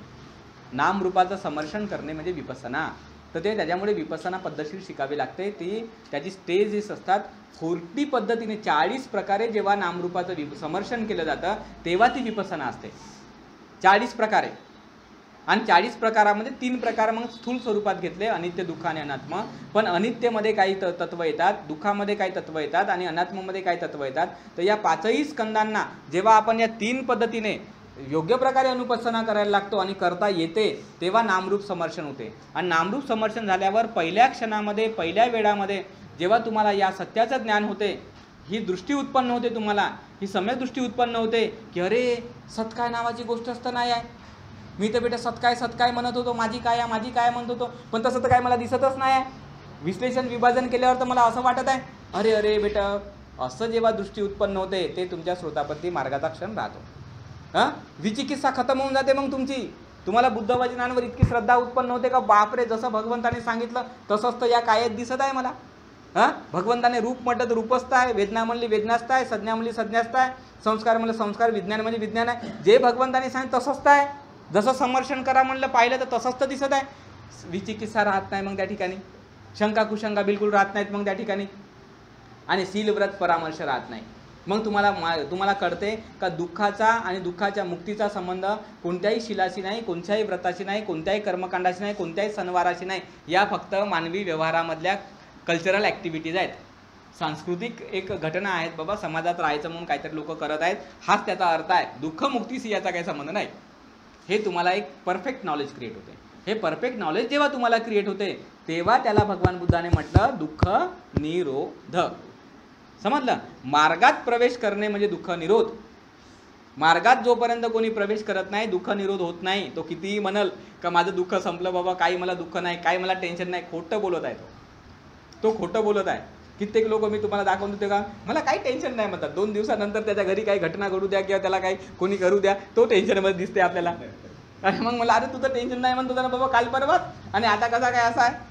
नाही जी म्हणते आता तर तसं सांगाच लागते म्हणते. आता काय कोणी जर विचार काय कसा आहेस बाबा, fine, very nice, very good असं मनाच लागते म्हणजे परंपरा तशी आहे म्हणते. आता काय करणार.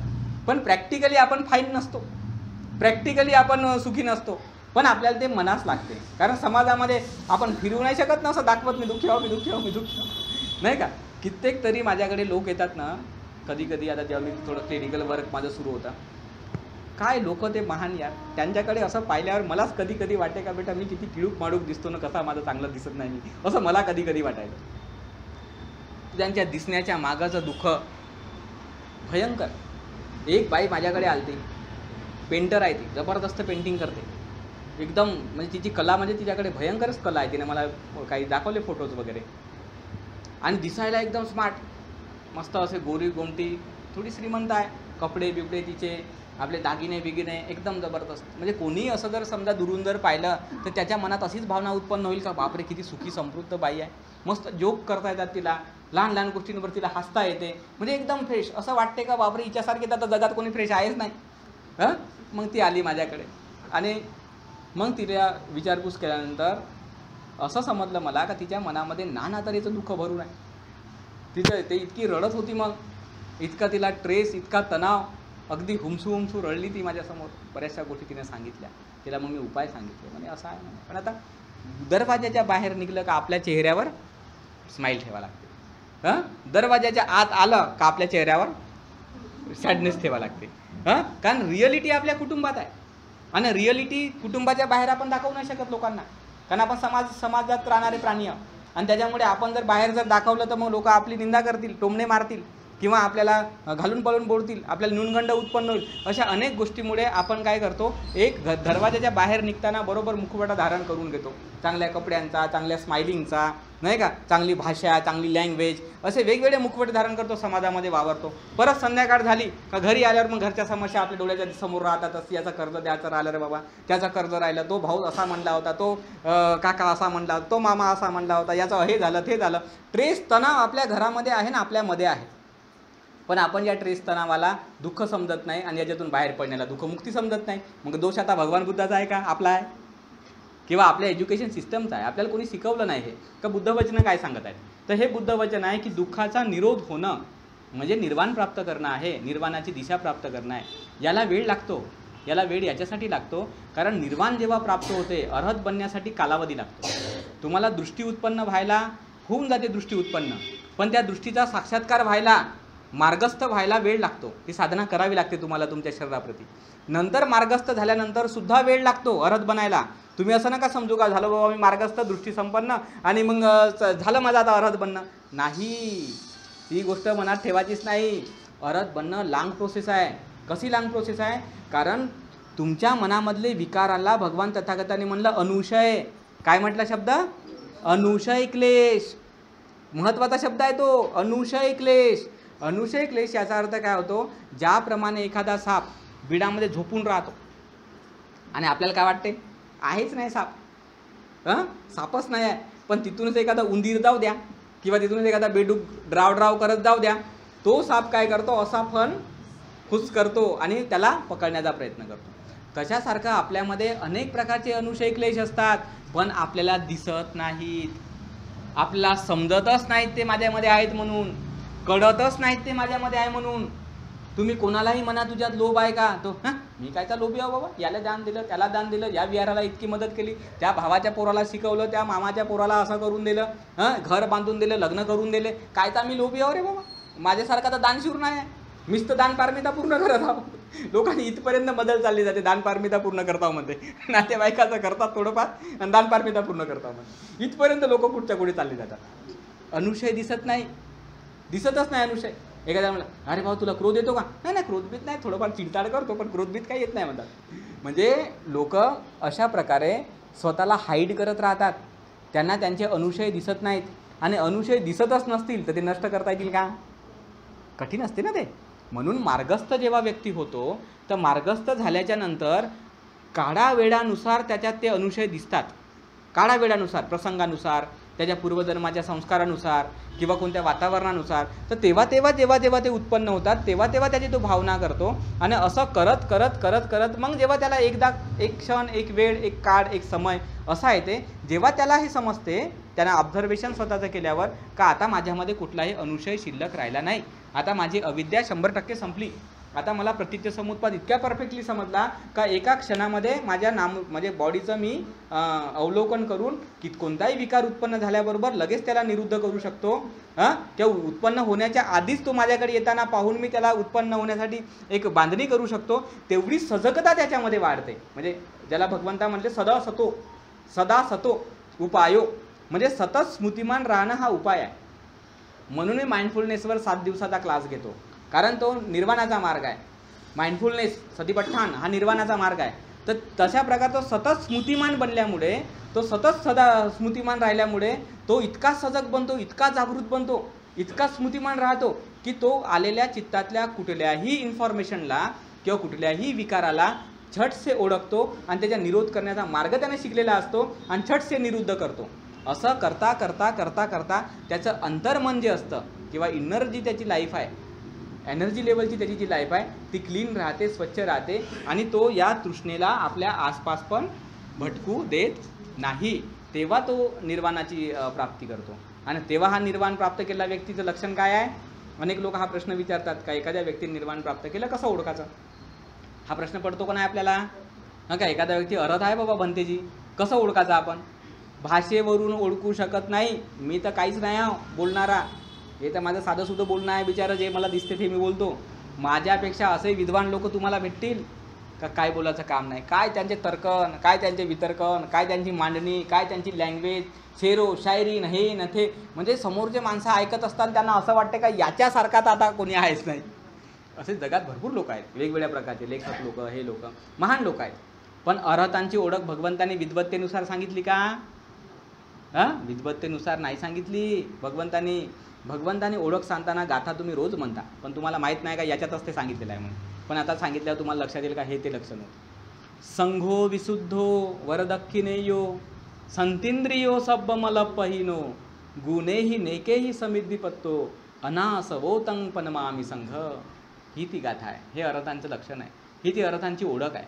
जे बाह्यात्कारी आपल्याला दिसते त्यांचे इंद्रिय शांत असतात, संतींद्रियो सब्ब मलपहिनो, त्यांच्यातले जे मल असतात ते पूर्णपणे दूर झालेले असतात. तर त्याचे जे लक्षणं आहेत तर ते लक्षणं त्याच्यामध्ये व्यक्त केलेले आहेत.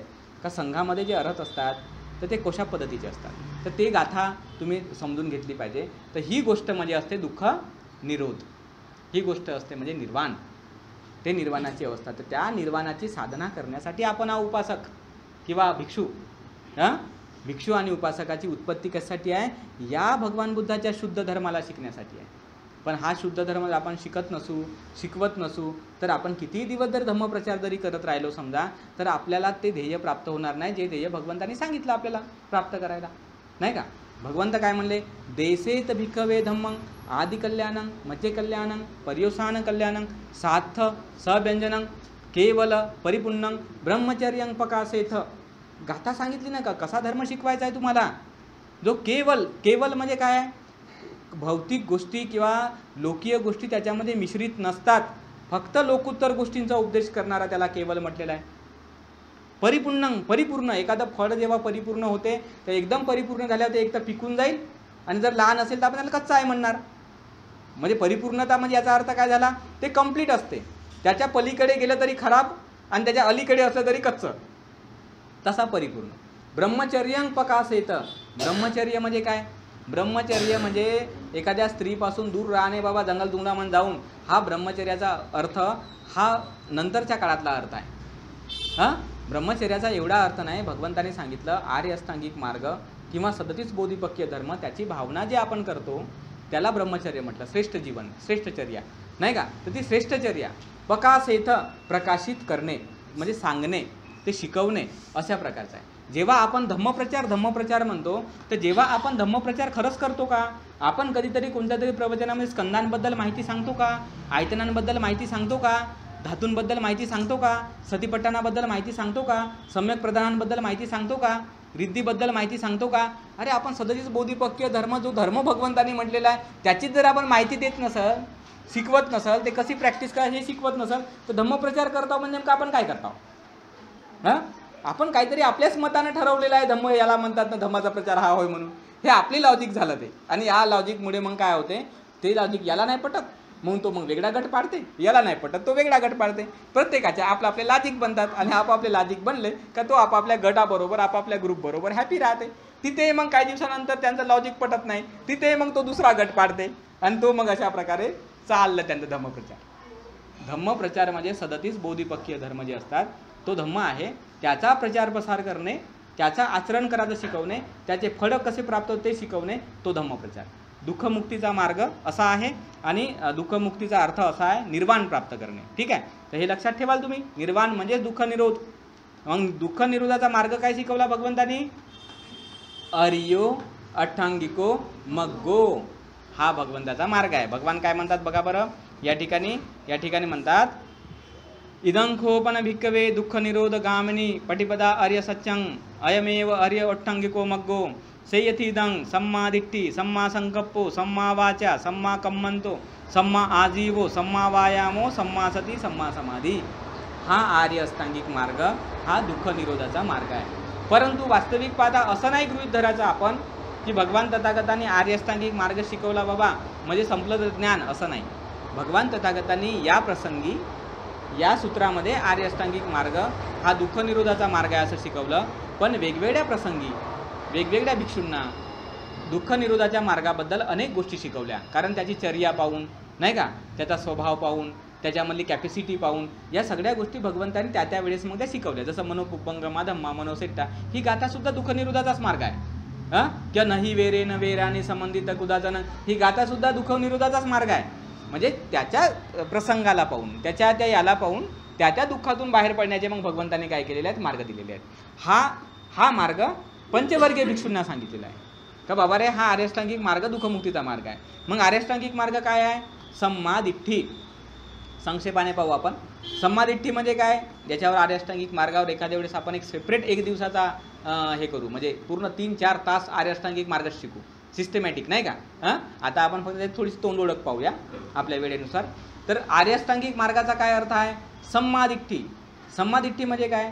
दुःखे ज्ञानं, दुःख समुदय ज्ञानं, दुःख निरोधे ज्ञानं, दुःख निरोध गामिनीय पटिपदा ज्ञानं अयं भिक्कवे सम्मा दिट्ठी. भगवान काय म्हणतात की भिक्षूंनो, सम्यक दृष्टी काय आहे?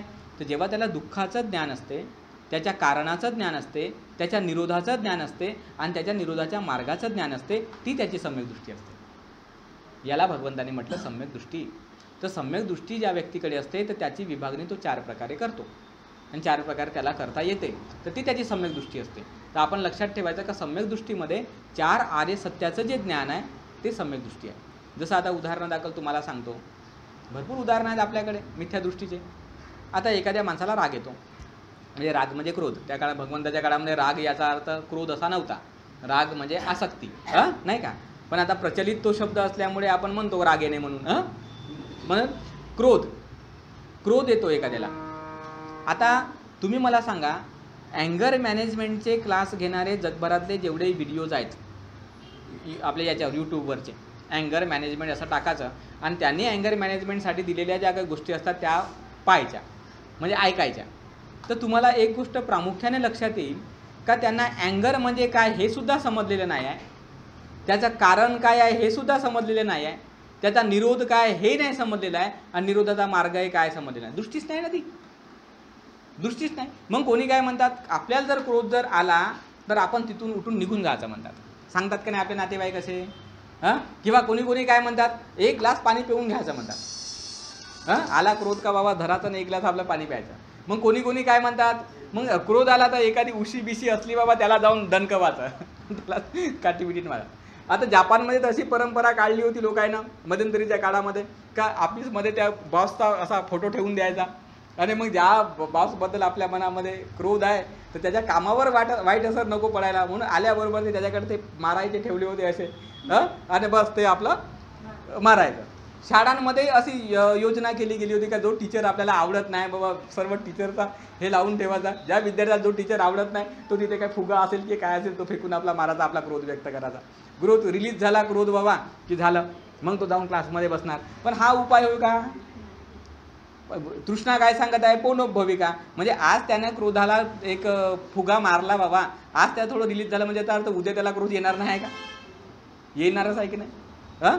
म्हणजे कसं आहे, आपल्याकडे मॅनेजमेंटसाठी भरपूर गोष्टी आहेत. स्ट्रेस मॅनेजमेंट, अँगर मॅनेजमेंट, हे मॅनेजमेंट, ते मॅनेजमेंट. लाखो रुपये लोक देतात आणि जाऊन शिकतात, पण मोठी मिथ्या धारणा असते, मिथ्या गोष्टी शिकतात. पण त्यांना शिकवणारा माणूस कसा मस्त टायकोट लावते, माझ्यासारखा काय साधा सुद्धा राहत नाही, तो टायकोट लावते, त्याचा मग ते PPT असते, मग त्याचा कम्प्युटर असते नाही का, आणि मग लोकांना पंचतारांकित हॉटेलमध्ये घेऊन जाते, चांगल्या चांगल्या जेवणाची व्यवस्था करते. अरे तुम्ही ते शिकायला गेले का काय? आणि मग तो आपले मस्त जोक सांगते, देते वेगळ्या वेगळ्या प्रकारचे पिक्चरांमध्ये दाखले देते नाही का, त्याचा आवाज, त्याचा माईक, मध्ये मध्ये इंग्रजी, मध्ये मध्ये हे असा हिप्नोटाईज करून टाकते तुम्हाला सर्वांना ऐकणाऱ्यांना. मग तुम्हाला का वाह का सेमिनार झाला, नाईस, 10,000 दिले पण मस्त झाला म्हणते, आणि त्याचा उपयोग काहीच नाही. 2 दिवसानंतर तो क्रोध जसाच आहे तुमच्यात. पण दुनिया भटकवणाऱ्या लोकांची आहे. ते आमचे एक जण म्हणे ना का बोलणाऱ्याच्या म्हणे तुरी खपते म्हणे, आणि न बोलणाऱ्याचे मुंग खपत नाहीत म्हणे. असा जमाना आहे म्हणे हा, तुमचं खपत नाही म्हणे.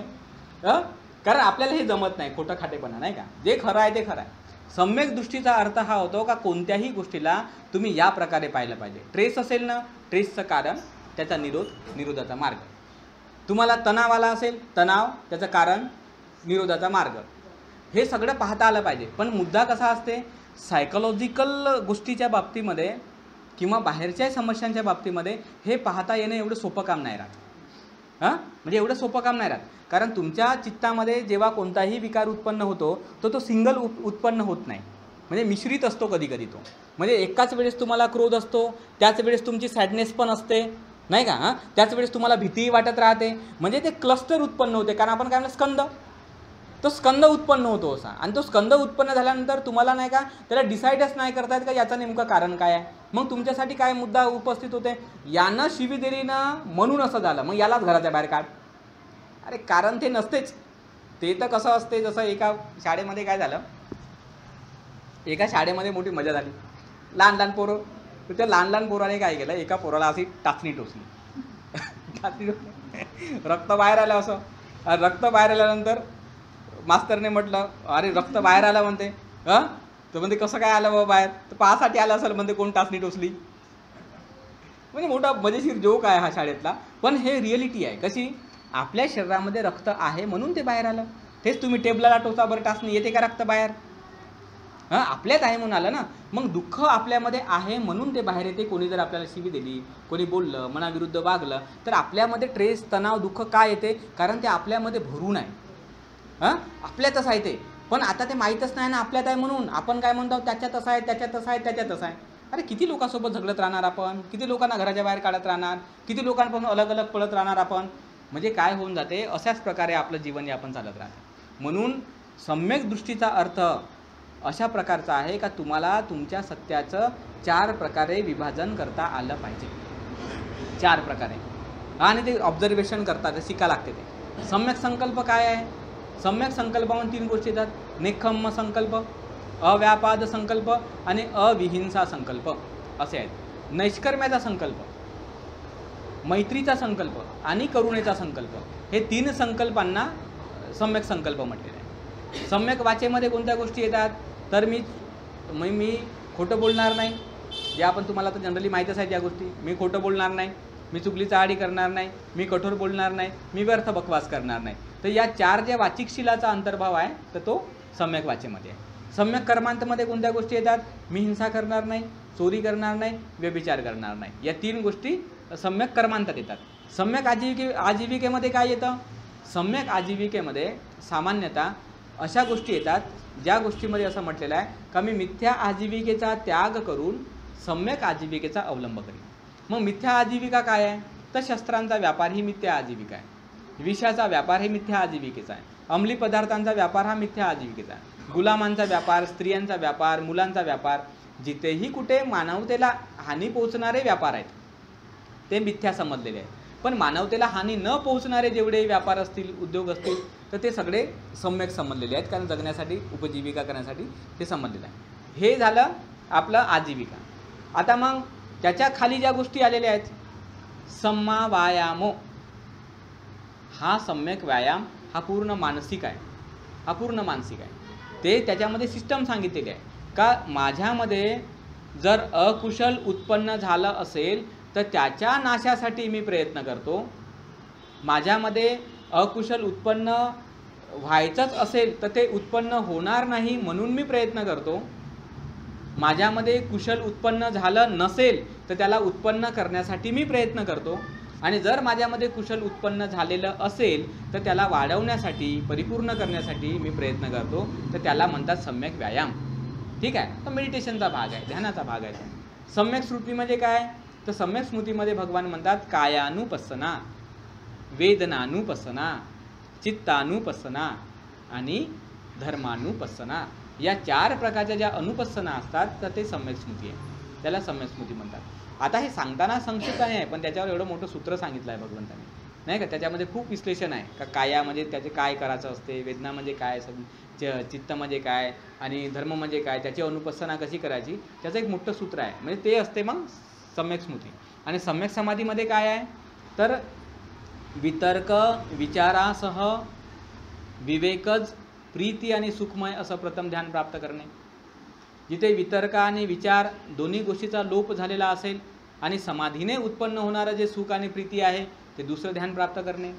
तिसऱ्या ध्यानामध्ये केवळ उपेक्षा, स्मृती आणि समाधी या शुद्ध पद्धतीचं सुख जे अनुभवलं जातं ते तिसरं ध्यान आहे. त्याच्यामध्ये मग चौथ्या ध्यानामध्ये केवळ उपेक्षा आणि परिशुद्ध अशी स्मृती कायम राहते, ते आहे चौथं ध्यान आहे. तर या 4 प्रकारच्या ध्यानाच्या ज्या गोष्टी आहेत तर ती आहे सम्यक समाधी. म्हणून भगवान तथागतांनी म्हटलं की हा आहे तो एकमेव मार्ग जो दुःख निरोधाकडे काय करते, घेऊन जाते, दुःख निरोधाकडे तुम्हाला घेऊन जाते. तुम्ही हे बघा, या मार्गामध्ये किती भारीची गोष्ट आहे. हर तऱ्हेच्या गोष्टी याच्यामध्ये आहे. सम्यक दृष्टी, सम्यक संकल्प, सम्यक वाचा, सम्यक कर्मांत, सम्यक आजीविका, सम्यक व्यायाम, सम्यक स्मृती, सम्यक समाधी. याची जर आपण थोडी मांडणी केली, आता बुद्धघोष स्थविरांनी काय केलं, याची मांडणी संक्षेपाने केली. प्रज्ञा, शील आणि समाधी या प्रकारे केली. म्हणजे ही मांडणी भगवंतांनी एका वेदल सूत्रामध्ये सुद्धा केलेली आहे. संक्षेपाने नाही, गार्हस्थ्यिक मार्गाला या 3 शब्दात त्यांनी व्यक्त केलं. प्रज्ञा, शील आणि समाधी या प्रकारे. आता आपण या ठिकाणी पाहिलं पाहिजे का याच्यातल्या 5 गोष्टी ज्या आहेत, सम्यक दृष्टी, सम्यक संकल्प, सम्यक व्यायाम, सम्यक स्मृती, सम्यक समाधी, या तुमच्या स्वतःच्या आतमधल्या गोष्टी होत्या. सम्यक दृष्टी बाहेर दिसते का? बाहेर नाही ना. सम्यक संकल्पही बाहेर नाही, व्यायामही बाहेर नाही, स्मृतीही नाही, समाधीही नाही. या आपल्या आंतरिक गोष्टी आहेत. मग दिसते काय बाहेर? मी बोलत आहे हे दिसते, मी जर वागत असेल ते दिसते, आणि माझी आजीविका दिसते का हा काम कोणता करताय, धंदा कोणता करताय. आपण एकमेकांना काय विचारतो, काय जावं काम काय चाललं. मग कोणी मध्ये मी मास्तर आहो, कोणी मध्ये मी कलेक्टर आहो, कोणी मध्ये इंजिनियर आहो, कोणी मध्ये मी बेरोजगार आहो, नाही का. म्हणजे हे आपण आपलं आजीविका सांगत राहतो. आपण काय म्हणतो, तो खोटं बोलला, त्याने व्यभिचार केला, त्याने त्या किड्याला मारलं, त्याने त्या माणसाला झोडपलं. म्हणजे आपण आपल्या वाचेबद्दल किंवा कर्माबद्दल किंवा आपण आपल्या आजीविकेबद्दल चर्चा करत राहतो. पण त्याच्या मागच्या ज्या सर्व इनव्हिजिबल गोष्टी आहेत किंवा नॉन फिजिकल गोष्टी आहेत त्याच्या बाबतीत आपण काहीही शिकवत नाही किंवा शिकत नाही. आपण दृष्टीबद्दल कधी कोणाला शिकवतो का? संकल्पाबद्दल शिकवतो का? व्यायाम कसा करायचा शिकवतो का? हे शिकवतो योगा, असं कर तसं कर, सूर्यनमस्कार, हे शिकवतो व्यायाम. पण आंतरिक व्यायाम कसा करायचा, तर आपल्यामध्ये स्मृती कशी डेव्हलप करायची, आपल्यामध्ये समाधी कशी आणायची, त्याचं आपण ट्रेनिंग जो पण देत नाही तोपर्यंत आपलं वागणं, बोलणं आणि आजीविका शुद्ध बनू शकत नाही. तुम्ही कितीही कायदे बनवा, या 3 गोष्टी बदलणं शक्य नाही. कारण या 3 गोष्टीची जननी तुमचं मन आहे. तुमच्या मनातून या गोष्टी उत्पन्न आहेत. म्हणून तुम्हाला माहिती आहे, हिंदू शास्त्राचं एक पुस्तक आहे नारद स्मृती. नारद स्मृती नावाचं एक पुस्तक आहे. त्या पुस्तकाच्या अगदी स्टार्टिंगला अतिशय सुंदर कोटेशन्स लिहिलेले आहेत. तर त्या कोटेशनमध्ये त्या माणसाने काय लिहिलेलं आहे, संस्कृत ग्रंथ आहे तो, त्याचा हिंदी अनुवाद आहे. एकदा मी ते काहीतरी अभ्यासासाठी मी ते त्याचं प्रिंटआउट काढलं होतं.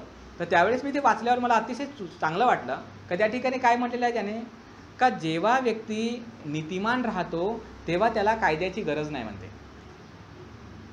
परंतु जेव्हा व्यक्तीची नीती ढासळते म्हणजे नैतिकता ढासळते तेव्हा वेगळे वेगळे कायदे बनवून लोकांच्या वर्तनांना काय करावं लागते, कंट्रोलमध्ये ठेवावं लागते. किती जबरदस्त लिहून आहे बरं त्याच्यामध्ये. आज आपण जे वेगवेगळ्या प्रकारचे कायदे बनवत आहोत म्हणजे कशासाठी बनवत आहोत, लोकांना नियंत्रणात ठेवण्यासाठी. आणि बाबासाहेबांचं एक पुस्तक ज्याच्याकडे मी माझं तुमचं लक्ष सर्वांचं आकर्षित करतो, तसा आहे बराच वेळ घेत राहतो मी तुमचा नाही का. तर तुम्हाला अतिशय महत्त्वाचं एक शेवटचं सांगतो आणि संभवू आपण या ठिकाणी. बाबासाहेबांनी एक पुस्तक लिहिलं, बुद्ध आल कार्ल मार्क्स, आहे की नाही. तुमच्यातल्या बऱ्याच लोकांनी ती पुस्तक वाचली असेल आणि माहीतही असेल, कारण तुम्ही म्हणजे असे काही लहान लहान मुलं नाही आहात ना, तुमचं वय झालं, तुम्ही अभ्यासक लोक आहात सर्वजण.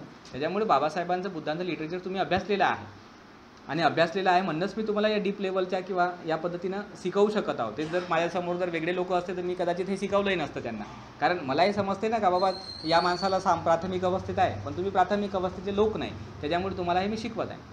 तर त्या पुस्तकामध्ये बाबासाहेबांनी म्हातारपणात लिहिलेली पुस्तक आहे ती.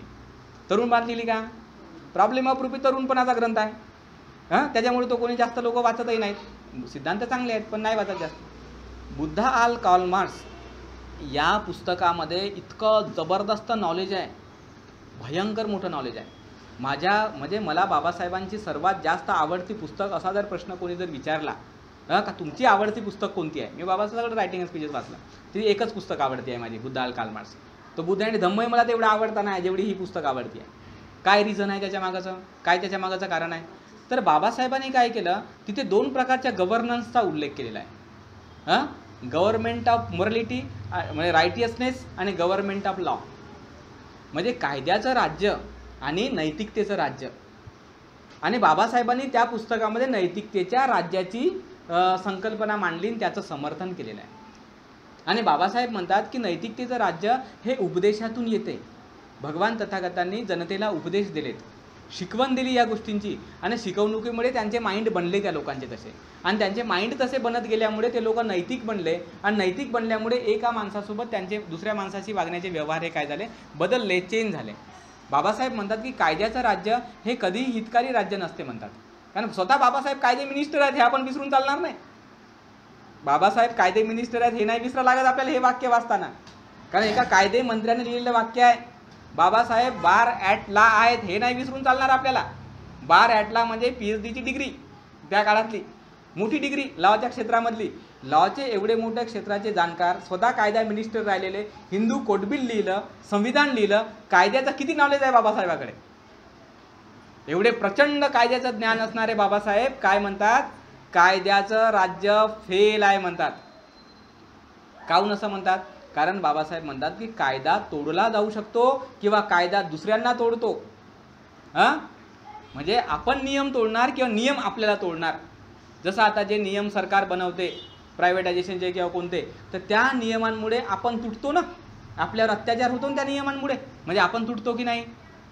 कायदा असा आहे. मग आपल्याला तर जेव्हा त्या कायद्याचं फॉलोअप करणं शक्य नसते मग आपण कायदा तोडतो.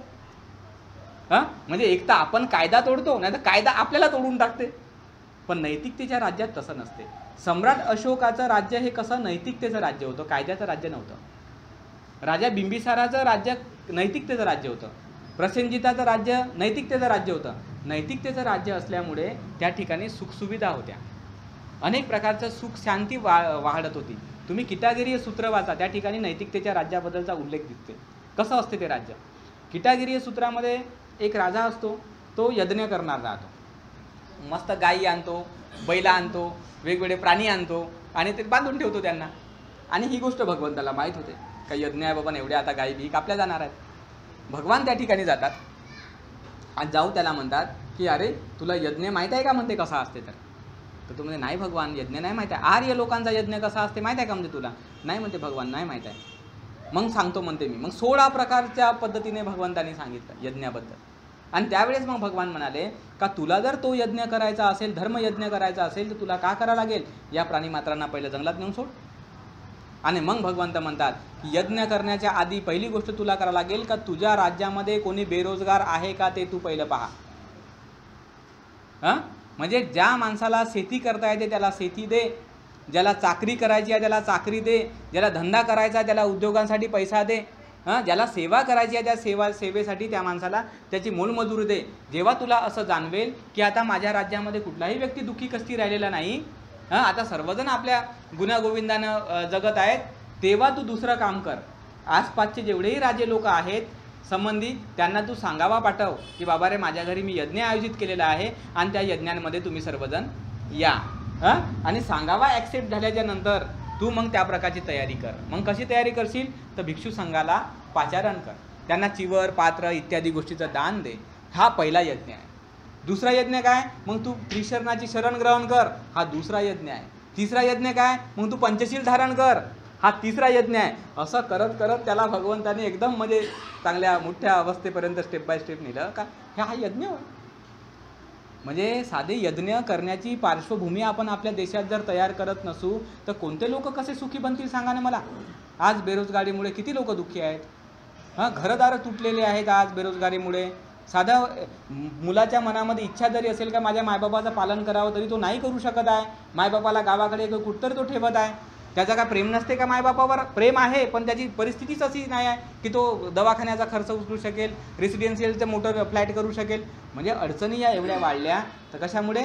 नैतिकतेचं राज्य नसल्यामुळे.